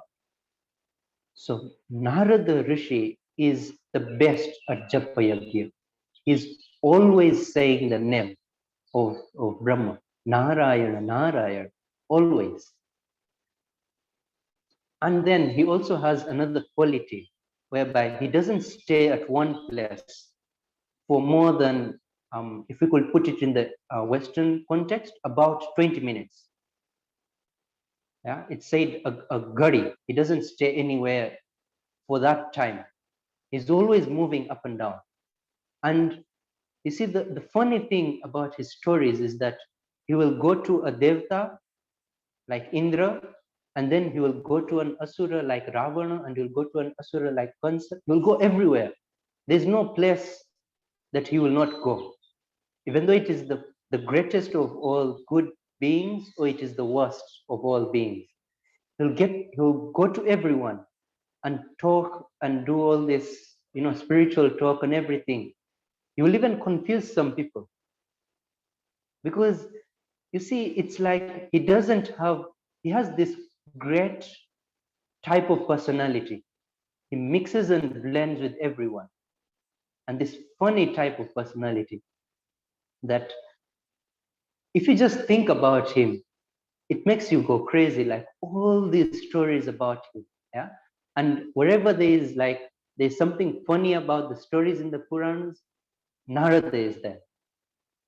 Like now you can see such a funny personality, and then you're calling him Devarshi. You're calling him the greatest of sages. So Krishna is even accepting Narada as Devarshi. Out of all the Devarshis, I am Narada. Now that whole context, putting it together, and yet when we talk about a sage, we feel that, oh, sages are just seated in the forests and always just meditating in samadhi, and that's how they are. Let me do one thing, Yogeshwar. I want to invite anybody who is familiar with Narad's stories to share, because it is really remarkable, because it's actually a very good example of how Indian thought is different. It's very this worldly. Like this Narad is going all over the place. He's transferring information, telling secrets. He's pushing buttons of people. And then he is continuously focused on, he's doing Narayan, so he's focused completely on Brahma. And he's just jumping from the highest to the lowest, all over the place. He's like, if there is battle going on, He will go to both sides and tell them all kinds of things, which sometimes confuse one, sometimes confuse both. And it's a very, very interesting character, showing this kind of richness and integration between kind of thought and kind of spiritual things and earthly things. It's a very good example of that. Go ahead, Yogeshwar. You're on mute. Yeah. So one or two stories I can talk about Narada is also, we know in the Savitri story, yes, it's Narada who comes and tells Savitri that this should be your husband, and he is the best. He has all the qualities that you're supposed to have as a husband. And then he himself, yeah, he also goes to the asuras like Kansa. Like when Kansa was a bad ruler within Mathura, and he also, because his death was going to be born from his sister who was Devaki, who is Krishna. Yes. So what Kansa does is, because Krishna is going to be the eighth born of Devaki, and he knows that he will be his death. So what he does is he waits for the eighth born. The firstborn is born, and he first calls Devaki that give me the firstborn, and then he doesn't do anything. He gives him back. He gives Devaki back the firstborn, and then Narada comes into the picture, and then tells Kansa that, have you seen the spokes of the wheel? Now tell me which one is the first from the spokes. If I take this one as the first, this one will be the eighth. If I take this one as the first, the other will be the eighth. So tell me which one is the eighth and which one is the first. And then Kansa is like, so what should I do? Tell me what I should do. And then Narada tells Kansa that anyone could be your death. So you decide what you're supposed to do. You see how Narada just clicks something. He doesn't even tell him to do anything, like just clicks it. And then Kansa starts killing each and every born that Devaki has. Yeah. In a way, what the story is about mostly is, you see how he confuses someone into believing him in a way. And then another story about Narada is when the first creation was being made. Yeah, he was created out of the mind of Brahma. So the first creation, he was created out of the mind of Brahma. And Brahma told him that, oh, now you'll go on with my creation. You'll make so much of a creation. And then Narada says, no. I know Brahma. I know the ultimate. So I won't go into this creation of world. And then Brahma creates so much of creation, and he has 10,000s of sons who now, for creation, they go to a place, and then in Narayan Sarovar, as it's called. And while they're there, then Narada comes here and then talks to them that, why are you doing all this? Like, why are you doing creation as your father has said? What you should do is only say the name of Brahma. Stop doing all this creation. And then you can see how he takes them to the ultimate. Now, the first story, what he did to Kansa is take him to the worst of himself. And what he does to 10,000s of people is to take them to Brahma, to take them to enlightenment. So it's like this funny mixture of stories and metaphors around Narada, and how he can also be called a Devarshi, greatest of all sages, and this playful personality he is. So all that is me. Gandharvanam Chitraratha, Siddhanam Kapilo Munihi. So out of the musicians, yeah, Gandharvana. So Gandharva is a musician, and Chitraratha is the best of musicians that was talked about in those days. Best of classical music. Like when like one of the stories that is talked about him is that when he went to the other musicians told him that play some music. We want to know how great you are. Then Chitraratha, at the time of the evening, he does some music that is supposed to be sung in the morning. Now, what happens there is, first of all, those musicians, they start telling him, they start talking within each other that he doesn't even know the time of the day. And in Indian classical music, the time of the day matters. What type of sound you're going to play. So what the others say is that he doesn't even know the time of the day that a particular type of sound is supposed to be played. Now, what starts happening around is, by him playing the music, a whole surrounding starts becoming a morning surrounding, whereby the birds start clicking in their own music, and then while everything was supposed to be evening, all the creatures, like all the animals, they start their morning routine instead of the evening routine. So that type of music, whereby he can bring out the feel of the morning, even though it is evening, he can bring out the feel of another time of the day. That type of musician he is. And then Siddhanam Kapilo Muni. Out of all the Siddhas, out of all those who have reached enlightenment, who have talked about enlightenment and how to reach it, I am Kapila. And Kapila is he who brought out Sankhya to the Indian culture. He is known as the Praneta, as that who saw Sankhya and he brought it out to the world. He wrote about Sankhya. And Sankhya is a root philosophy in Indian culture. Like we say, Sankhya and Yoga, both of them, they make up Indian culture in a way. And out of that, he's saying that one who brought out Sankhya, it is me.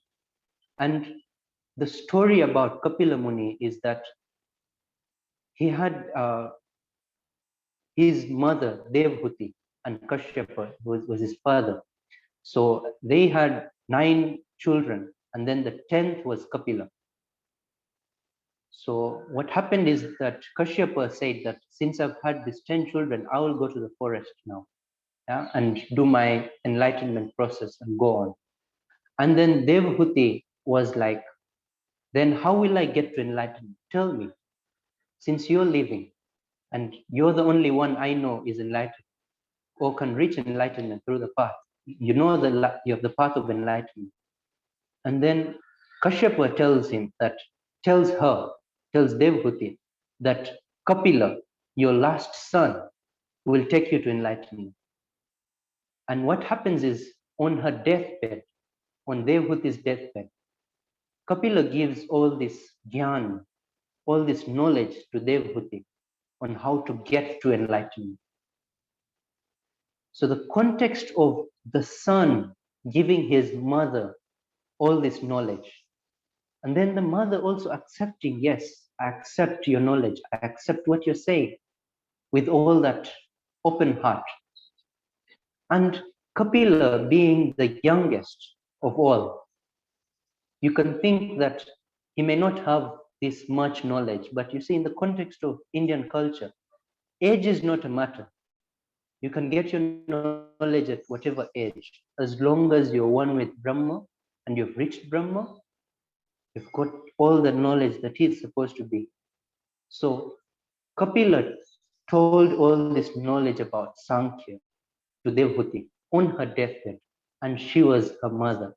And he took her to the path of enlightenment just in that short period when she was on her deathbed using Sankhya. Wonderful. Thank you. I want to tell a story of Narada. Narada, to illustrate this. This is one of my favorite stories because it connects with Krishna. See, Krishna had two wives. Okay, one was Satyabhama and one was Rukmini. Okay, Satyabhama was incredibly beautiful. Okay, and she was a daughter of a very rich king. So she had tremendous wealth, tremendous, and she was supposed to be the head wife. Okay, and Rukmini was relatively had humble, basis, but she really loved Krishna. And so Narada shows up, okay, at Krishna's house and goes to Satyabhama and says, Satyabhama, though you're supposed to be head wife, actually Krishna loves Rukmini more. Okay, so she says, what? I didn't know that, because Krishna is very good in making people feel whatever it is, he's very good at kind of, manipulating things. So she says, really? And she says, yes. So she says, okay, now what am I going to do? I want Krishna to love me more. So he says, yeah, I have a trick. You sell me Krishna, okay, so that you sell me Krishna, so he becomes my slave. Okay, and then I'm going to make a deal with you that you can give, tell Krishna that now you're a slave of Narad, and the only way to rescue him is to is to buy him back with enough gold. You have gold. Okay, so she says, wonderful. And then Krishna will know that, that I, got his, freedom back. So, she says, okay, sold. So Krishna is sold. So Narad says, now Krishna, and she tells, unfortunately, okay, Krishna, now you're Narad's slaves because I promised Narad that you will be his slave, but I'll buy you back. So they'd have this, scale where you put one thing in one side, and like the scale of justice. So Krishna is sitting on one side. Okay. So Satyabhama says, okay, now I get to show that I really am, really love Krishna. So she brings all her jewelry and puts it back. She has lots of jewelry, but Krishna is Krishna. She's like Brahma. No matter how much wealth she puts in, it's not going to tip the thing. Now Krishna knows everything. Okay, he knows what Narada has done. He knows what Narada is trying to do. Okay, he wants to show. Narad's plan is to do all of this so that the pride of Satyabhama in her wealth is lost. She regrets that. So and Krishna is simply sitting there watching. Okay, Satyabhama put in more and more gold and nothing is budging. Okay, so then he says, why don't you ask Rukmini, because she has some things. All of Satyabhama's jewelry is there now. She has no more gold. Okay, so she doesn't like it, but now she has no option. So Satyabhama goes to Rukmini and says, Rukmini, okay. So Rukmini says, sure. And she basically comes and puts this one tulsi patra. Tulsi is a plant. So just a small leaf of that plant. And she's full of devotion, and she puts it with devotion in that scale, and the scale goes like this. And they get Krishna back. So that is the story of Satyabhama and Rukmini. And there are many stories. Like, for example, one of the stories is that Krishna is given a present by, I think, Indra, of this really fragrant tree. Okay, it's called Parijat. Okay, that is a heavenly tree, just incredible smell. So he comes back, and of course Satyabhama, she says, I'm the head wife, so you have to put it in my garden. So Krishna says, sure. And what she puts it, and the next garden is Rukmini's. So he puts the tree in a slanted way, so that all the flowers fall in Rukmini's garden. So that's how he does. So anyway, so Krishna is also a very interesting character, and so just wanted to give you the full kind of richness of this culture. All right. Next up is Ambika. Ambika, could you read the next one? I think it's number 27. Among horses, know me as the nectar-born Uchai Airavat among lordly elephants, and among men, the king of men. Thank you. Yogeshwar.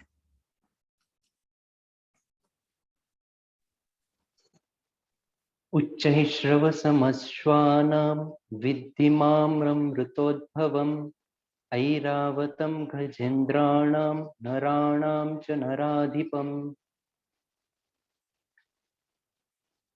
Amritodbhavam. So what actually there are four in Gita. Ichaishrava, Airavata, who is an elephant, and then Kamaduk, it's going to come in the next verse, and Vasuki. They're all related to the Amruta Manthan. So what the story is that Indra loses all his wealth to the ocean. Yes.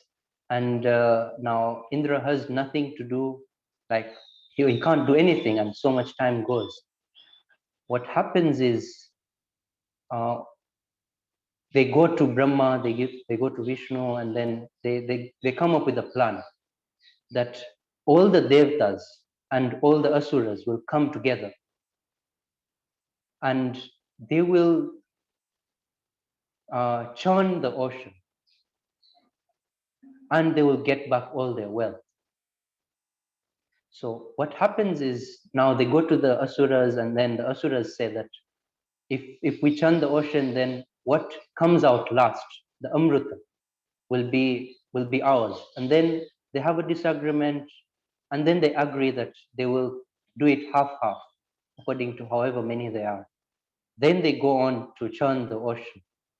And Vishnu comes in so many forms in here, because there are four avatars that are linked to Samudra Manthan, which one of them is Kurma, because he is the base of the mountain that is put there. So what happens is they churn the ocean using this a rope, the snake as a rope, which is Vasuki, which is going to be said in the next verse.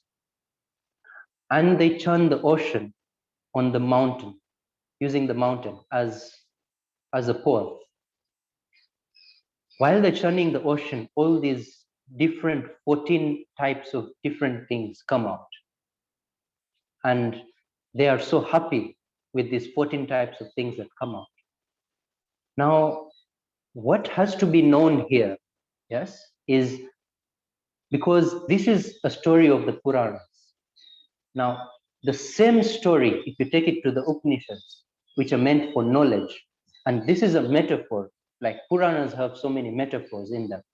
And what Upanishads, which were before the Puranas, what they have is sort of the context that is supposed to be done there, the context in which the metaphors are supposed to be put.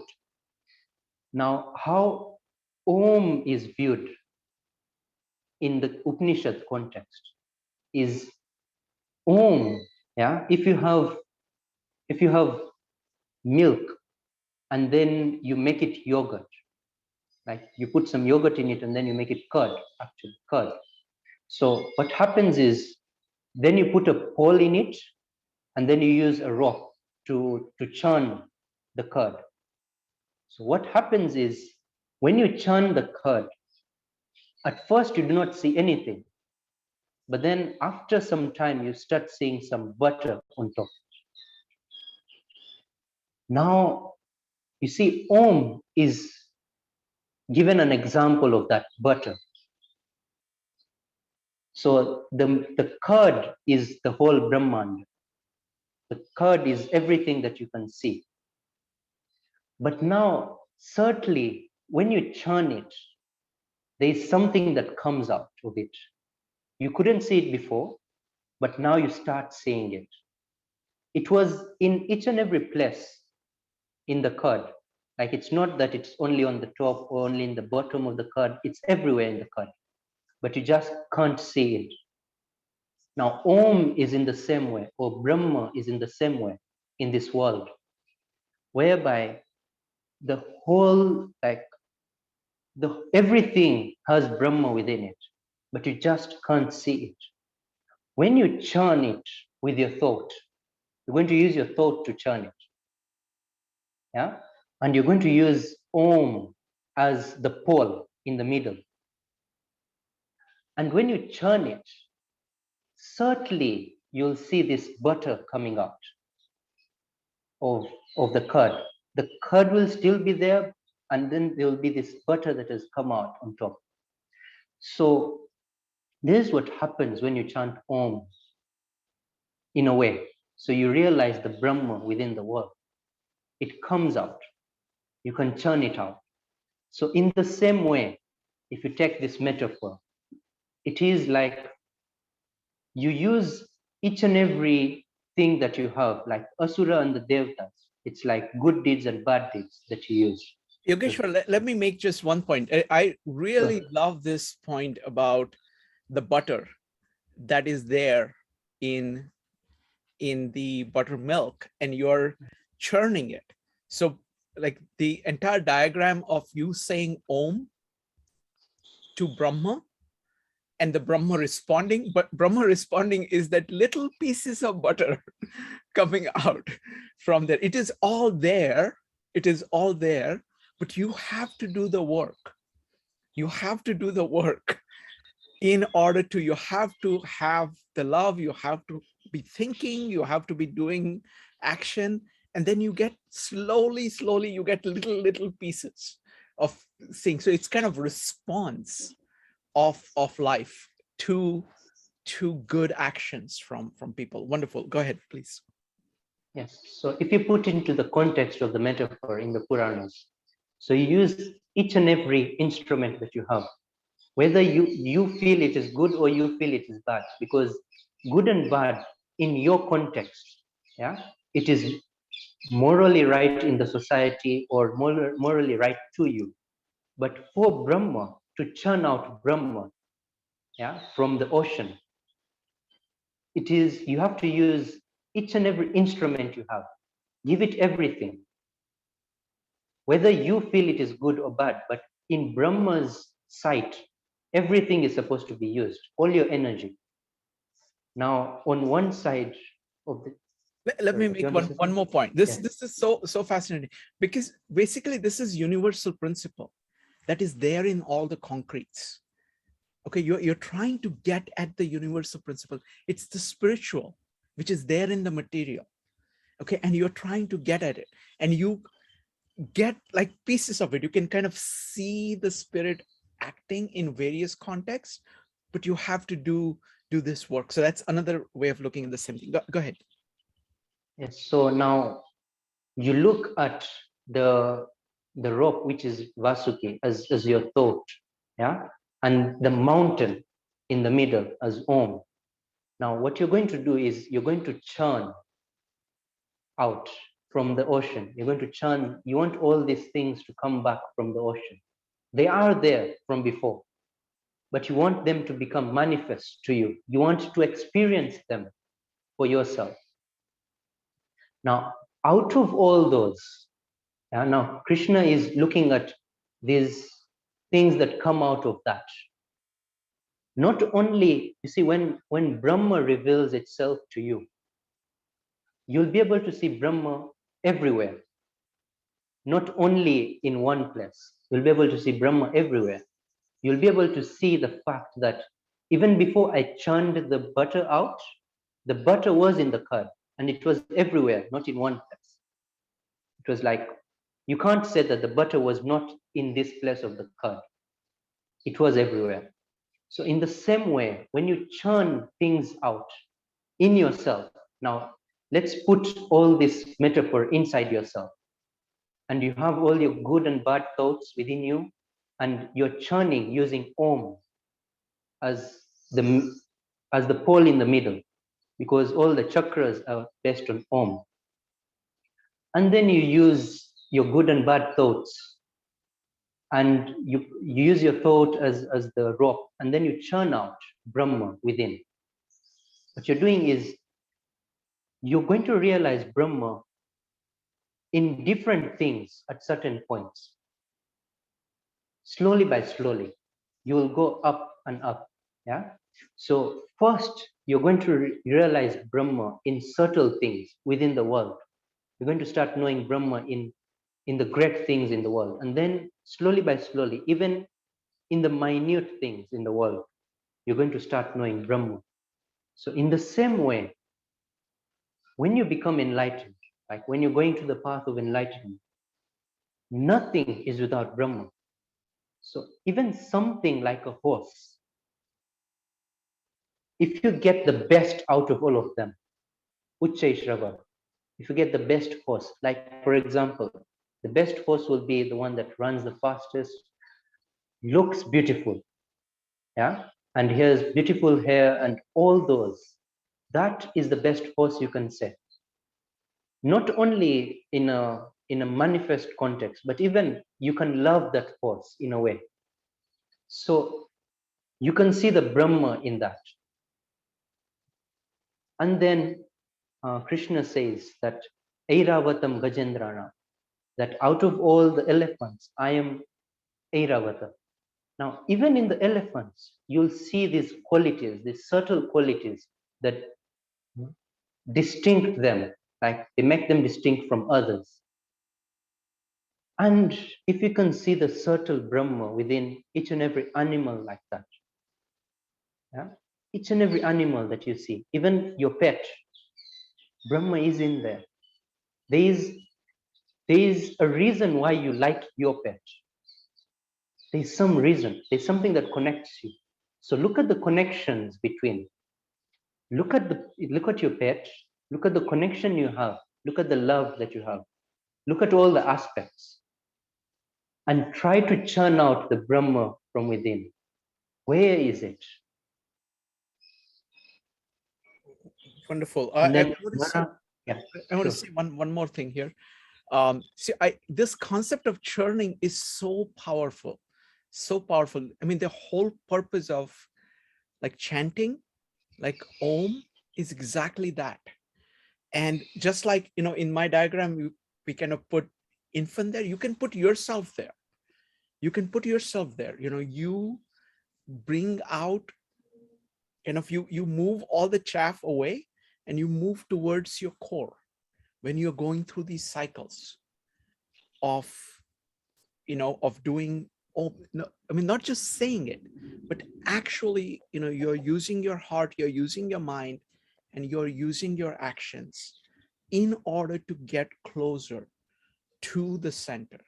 And that is the churning action. And it is a cyclical action. And it is like you keep doing it, you keep doing it, and you keep doing it. You need to have tremendous amount of patience for doing the churning, and you need to have tremendous amount of devotion and focus, and you know, dhyan, of saying, okay, this is what is important to me, so I will keep doing it, I'll keep doing it, and all kinds of grand things come out as you proceed. Go ahead, Yogesh. Naranam cha naradhipam. So out of all people, I am the king. Now, in the context of a king, it's not only viewed as a ruler in Indian context, but he is known as the most beloved by his subjects. Yeah, he is the one that everyone loves. No one can dislike him. He's like, if you take Rama as the king, for his kingdom, yeah, he even like his own beloved, he leaves his own beloved for his kingdom. And that is like virtue. Look at all these virtues that the kings have, and see that I am in there somewhere. So out of all the kings, the best king that you can think of, or in the context right now of presidents, you see, even we have presidents who are like, some you may view them as good, some you may view them as moderate, but then now the best of all of them, and why you think he is the best, the qualities that he has, the love that he has for his subjects, not the context of him being a ruler. You'll see why you like the president is not because he rules, but it's because he loves his subjects. And that love, if you can see me in there, then you see me. That's what Krishna is saying. Wonderful. Thank you. Thank you, Yogeshwar. All right, folks. So any comments, any thoughts? We will wrap it up at this point in terms of going through. Happy to take any questions, any comments, would like to know, because what we're trying to do here is that this is actually a very remarkable chapter, because it's actually showing you the kind of richness of Indian culture. It's just making lots and lots of connections. You can try to grasp something of saying Brahma is there in everything, but then what you have is just words. What this is showing you is that this is actually showing you how it is. What does it mean? It's saying that, like from Star Wars, spirit is strong with this person. So it's like it's focusing on places where the spirit is strong, where you can see the Brahma operating in a far more prominent way.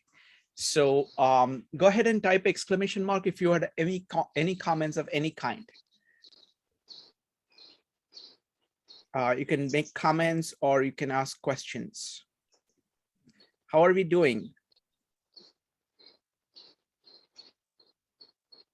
Penny and Brian, go ahead. So Penny has something too, but I just am wondering, there are a lot of allusions here to, elements of, as you said, elements of Indian culture, like the I'm just pulling some out, Samaveda and Rudras and Rishis, all of this. So all this existed, and as it's presented, the hearer, the audience knows these exist, and then understand in that way, try to understand what Krishna is saying. My question is, and then also I think that Krishna, I'm kind of surmising from what I've heard, this is not the first time that Krishna has appeared in the Indian traditions. So Krishna is known, all these other things are known. Is this in the Bhagavad Gita? Is this the first time that Krishna is revealing himself in this way, that he is in all of these other things? Is that what's revelatory about this chapter? Yogeshwar, go ahead. Yes.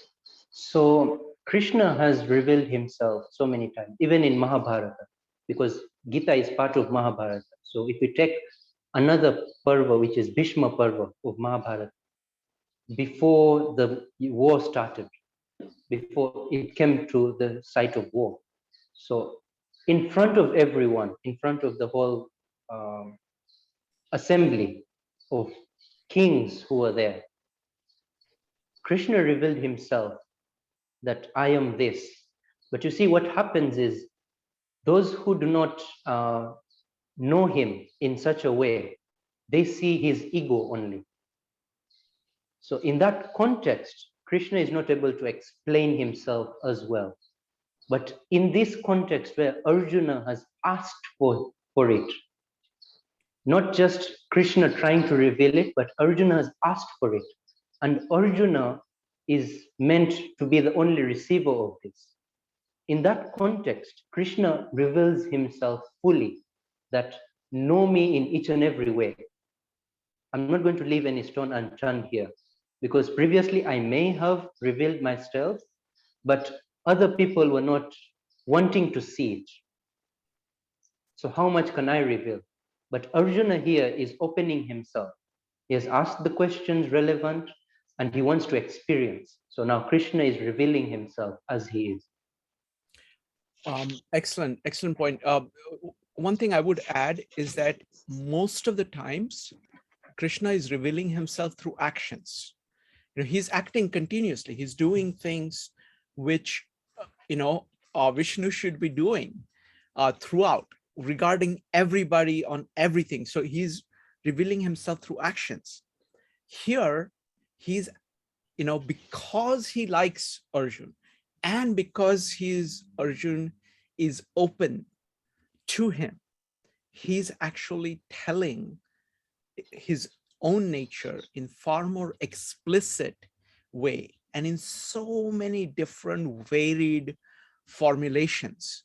So this is the most expansive self-revelation of Krishna than anywhere else.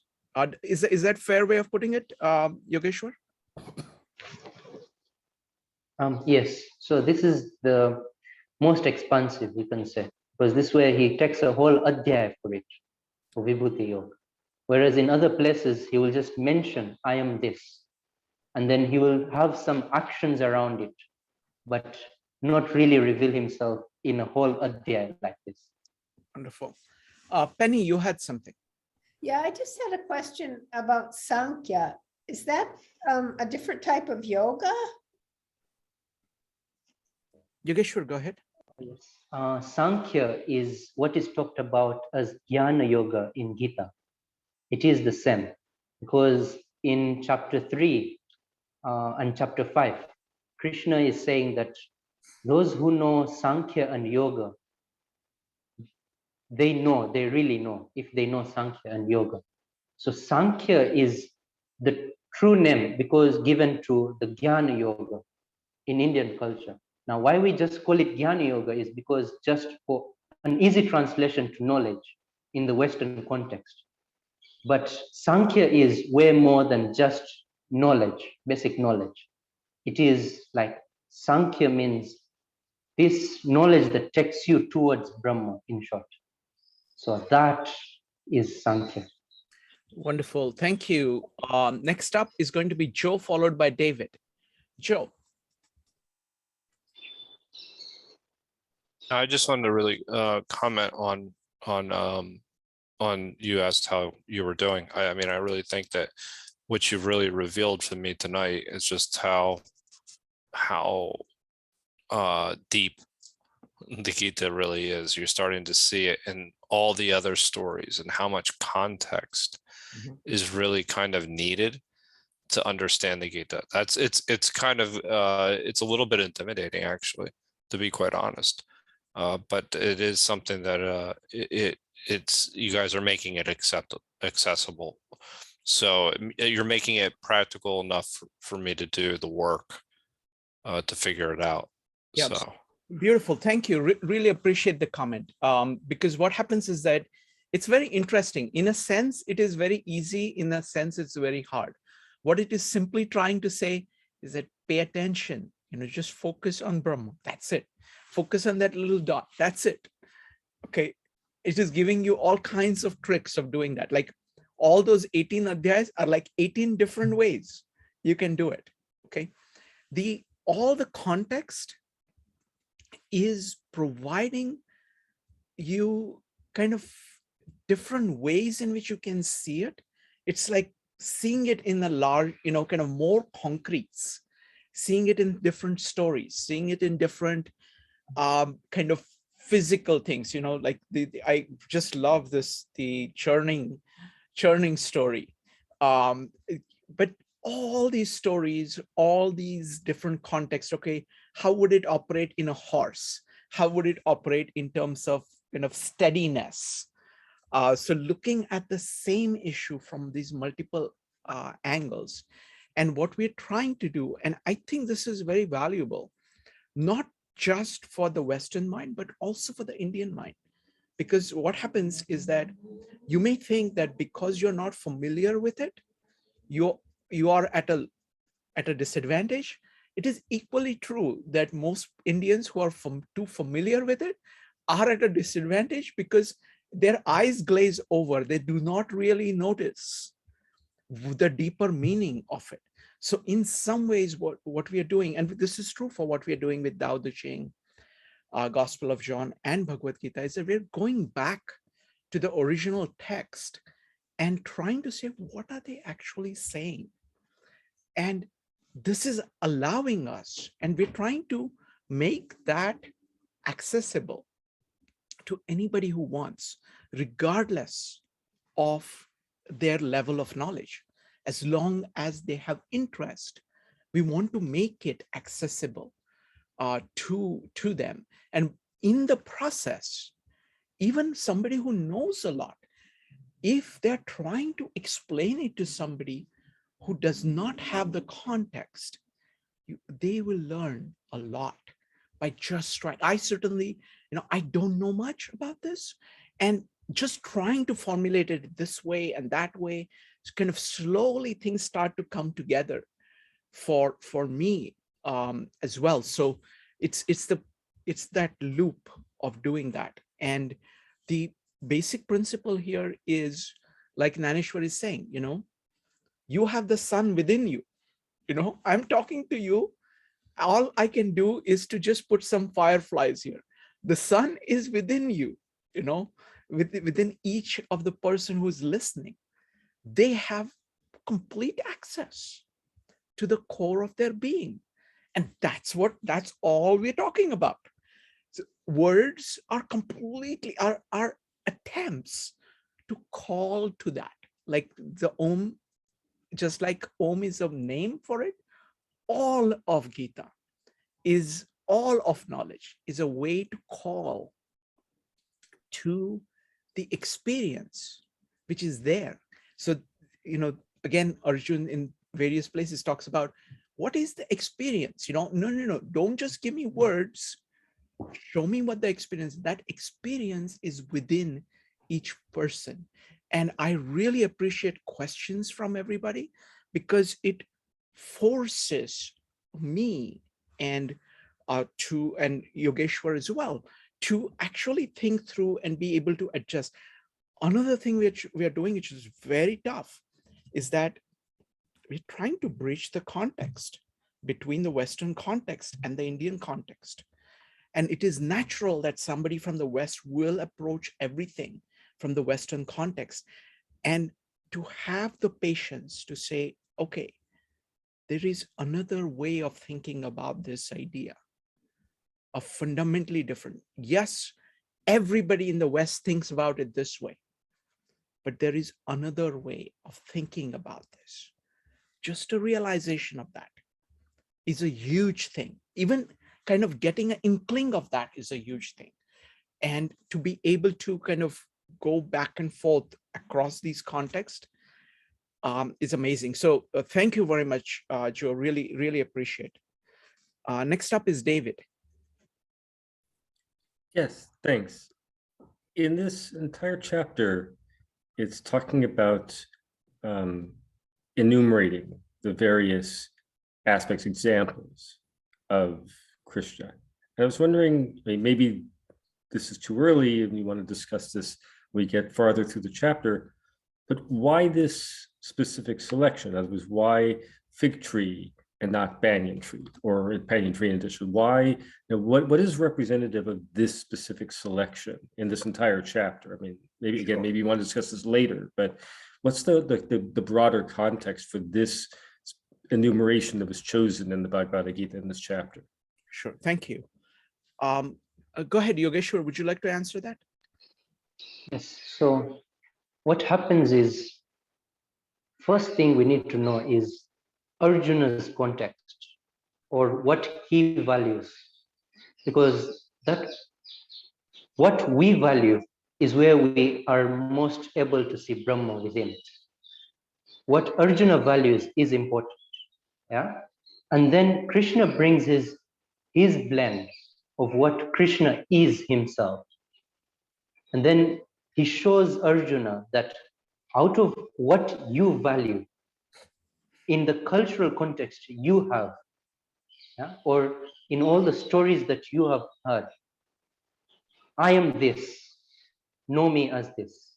Yeah. Or out of all that you have seen, like for example, we must have all had an experience when we're at the seaside, or when we're trekking in the forest, or when we're up in the mountains. They're those experiences that we have had. You can't really say them that this was the experience. But what Krishna knows, because he has been with Arjuna for so long, he knows where Arjuna has had those experiences. So sometimes it is not for what it is, like a specific tree maybe. It may not be for that specific, but it is for that experience that Arjuna has had with it. Because you see, what Arjuna is trying to do here is Arjuna is asking, how should I think about you? So Krishna has his context, he's bringing in his context, but he has to tailor it with Arjuna's experience of the world. And Arjuna's experience, like spiritual experience, he has also had. And this context about, because it is going to be a mix of what Krishna is, what Arjuna's experience is, and what the world is. Wonderful. So I want to make a couple of comments. So one suggestion I have in order to understand that this is the same suggestion, when I'm reading Tao Te Ching or Gospel of John, these scribal works have to be understood as a whole. If you try to take one line and try to analyze it, you will not get, you will typically go astray. So what you need to do is that you need to look at every line. Like if you're looking at a line here in this chapter, you have to keep everything in mind. You have to relate it to everything Krishna has said. And you have to understand it within that entire context. Modern mind does not work like that. Modern mind is analytical and tries to dig in, thinking that it will get to something. This is all about, it's just describing that dot in the middle. That's all this whole thing is about. And there are so many different ways of describing it. So there is this rich tapestry of connections and of paths that is there all around it. So you have to kind of keep all of that in mind. So that's one point. The second thing is that in terms of examples, Yogeshwar is absolutely right. It's like, he's talking to Arjun. So he's saying things which will appeal to Arjun. He is talking as Krishna. He's speaking from that. So there is a lot, but at the same time, what he's trying to do is that he's trying genuinely to communicate. So he's doing a few things for that. One is that the range of things that he's talking about is very wide. He's not giving examples of just living things, for example. He's talking about all kinds of things that are there in the universe. Secondly, some of those are ones that it is resting on a great deal of cultural knowledge. So it is pulling together things which culturally would speak to many, many, many, many people. So it is that you have to understand cultural knowledge in order to see the selection. And partly it is optional, which tree they pick. Sometimes it is objective. Sometimes it is a little bit optional. Or say, why do you pick this versus horses as opposed to dogs? Okay, there is some reason for it. And maybe in some two things, it could be put it this way, it could be put it that way, something like that. So there is some optionality. He's trying to finish the whole thing in the middle of a war. He has got only 2 hours to speak. Okay, and he has to communicate the Brahma in 2 hours.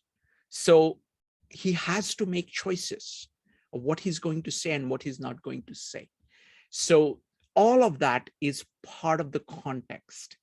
So the fact that it is a conversation between 2 very dear friends who know each other really, really well in the middle of a war, with that intensity, with that focus on action, that focus on knowledge, and that focus on devotion. All right, next up is going to be Evanik.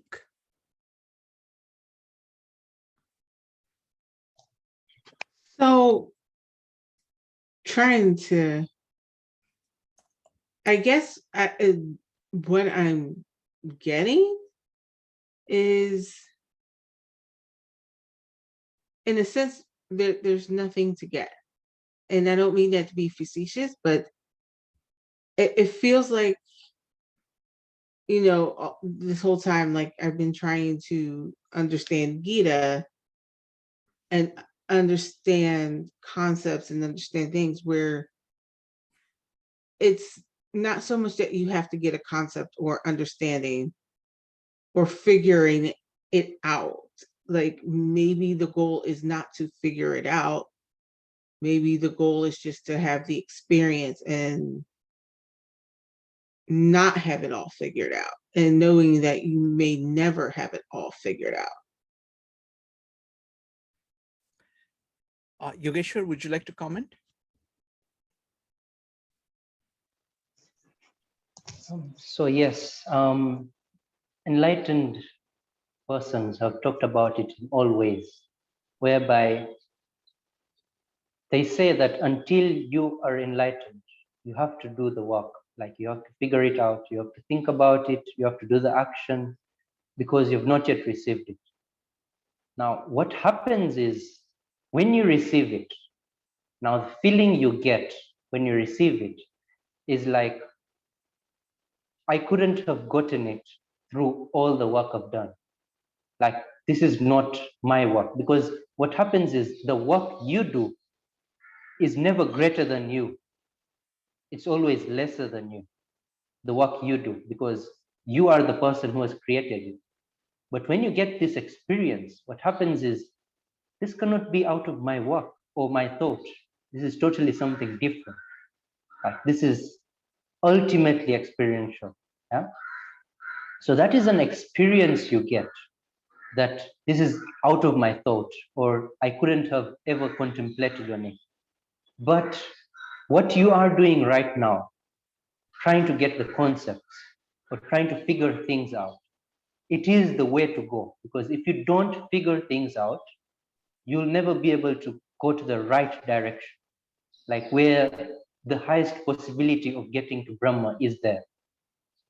And getting to Brahma, it is all probabilistic. It's like on probability concept. It is not on do this and you will, because there's so many other factors that are playing around. And that getting even to that probability, that where it is the highest to get to Brahma, that is all we can do. And then Brahma is supposed to reveal itself to us. Yeah.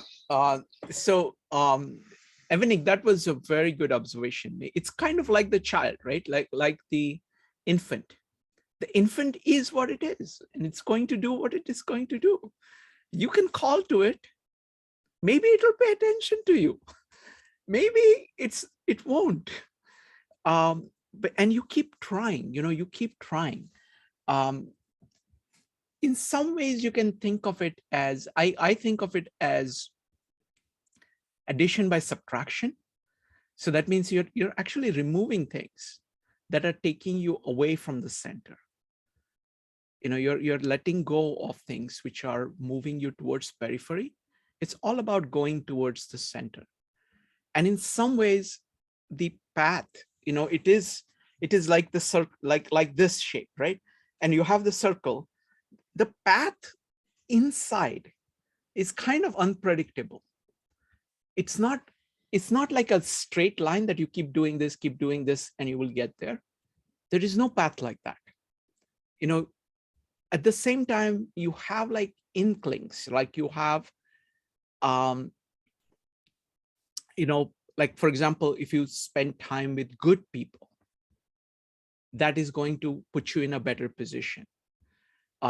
If you, so there are kind of general, like if you spend time things which are destructive, kind of physically, that's going to take you away. Things that are, so there are some kind of don't do this because it is going to take you away, but there is no kind of surefire way. It's kind of like, to put it in the Bible terms is that it depends on grace and it depends on asking. So you have to keep asking. You have to have that love in your heart, seeking, and you're continuously seeking. And then there is grace, which is coming, which is there. So, and there is this interaction between those. So the actual path is not fixed or predictable, but it does require the asking, and the grace is there. So I don't know whether, Evanik, any of this addresses what you said. What do you think?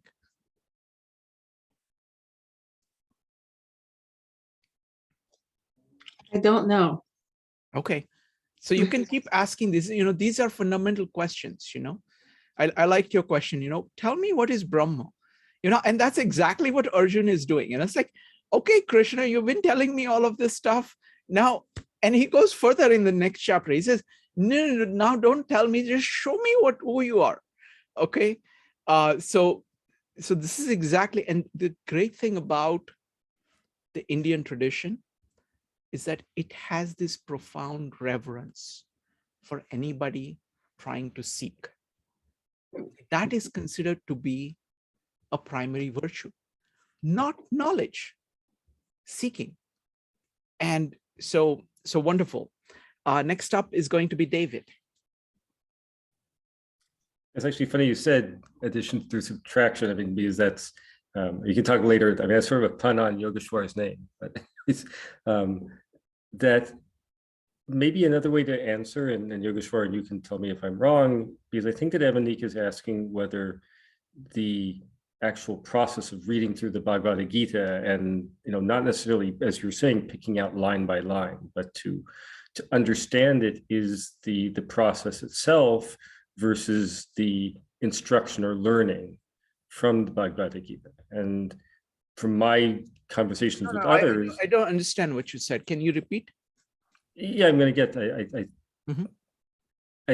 think. Well, I'll rephrase it or state it again. I think, but how I understood Evanik's question is whether the instruction in the Bhagavad Gita is actually something that we should learn and practice versus the study of the Bhagavad Gita is itself sort of washing over ourselves with the knowledge. And what I'd say is that the yogas at the higher level, that the studying the Bhagavad Gita is an implementation of one of those yogas. And that, if I understand correctly, these various yogas are that one can take any of these paths, these main three paths that you've described here. And that later on it will describe that whichever path you take, once you start reaching the point to which you can attain enlightenment, you will implicitly pull along the other two paths, that they all come together through that.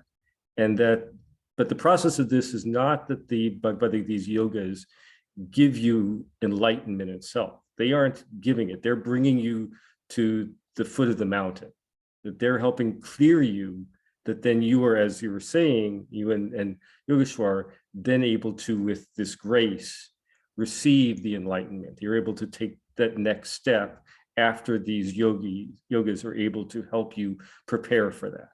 Is that a... Sure. Let me go ahead and respond, and then I'll have Yogeshwar respond. So absolutely correct. I mean, the thing is, it's the same principle of Dao ke Dao, Fei Chang Dao. Like this, all of this. Firstly, Bhagavad Gita is a very small fraction, maybe 1,000th of the Indian corpus. It's a very, very tiny part of the whole thing. Okay, which is what you would have to read if you want to really know all, kind of Indian philosophy. So it's a very tiny part of the whole thing. That's one thing. The second thing is that in Indian philosophy, it is Tattvamasi. So you have it, you have that sun within you. And all of writing is trying to point that out to you. Okay, so it is not, the word is not the primary. Your core, your Atma and Brahma is the primary. It is also very much learning oriented, of saying, use every technique that you have. It is also, so use all of Puranas, all of Upanishads, all of commentaries on Gita, everything, everything, and anything. But that is just learning. That is just Jnana Yoga. Also, you can do Bhakti Yoga. Also, you can do Karma Yoga. And you can do any combination of these. So it is a far more complex. I think in some ways, it truly captures the complexity of human life. So, we have a heart, we have a mind, we have a body that acts in society. Let's talk about all of it. And let's learn each in our own way about it. And let's talk to each other about it. And let's learn from each other about it. And so there is a profound kind of freedom of learning that is there. Freedom, value placed on authentic thinking. And that is very different. That respect which is there, for example, in some like science. Not most of scientists today, but in some scientists, they have that of this saying, okay, I just want to know the truth. I will give up any theories I have because I want to know the truth. It's that kind of approach to knowledge. And the point about this integration between devotion and knowledge and action, that is also humongous. And that is very deeply built into the whole thing. So that's what I would say. Yogeshwar, what are your thoughts? So what I could say is, how truth is viewed in Indian culture. The truth is, there's only one truth, that is enlightenment. How you get to it, it is the path to truth. There is no right or wrong in a way, because if you say devotion or knowledge or karma, in those three, there's no right or wrong path, right? Because sometimes what happens is, in our outside world, or how we are influenced, is there's something that we view as great. For example, money or fame or something like that. So we view that as great, like somebody should have it. But we should realize that all those outside factors that are influencing us, they are not part of us. They're made by society. Like a person who is famous is in a way made by society famous. He is just doing what he's supposed to do. But society has a way of appreciating the good things that people do. So even how that comes onto us is, the truth is not out there. The truth is within. It's the sun within. If the sun comes, like if the clouds fade away from the sun, because normally if the clouds, you won't receive the sunlight as it's supposed to be, mostly if the rain clouds.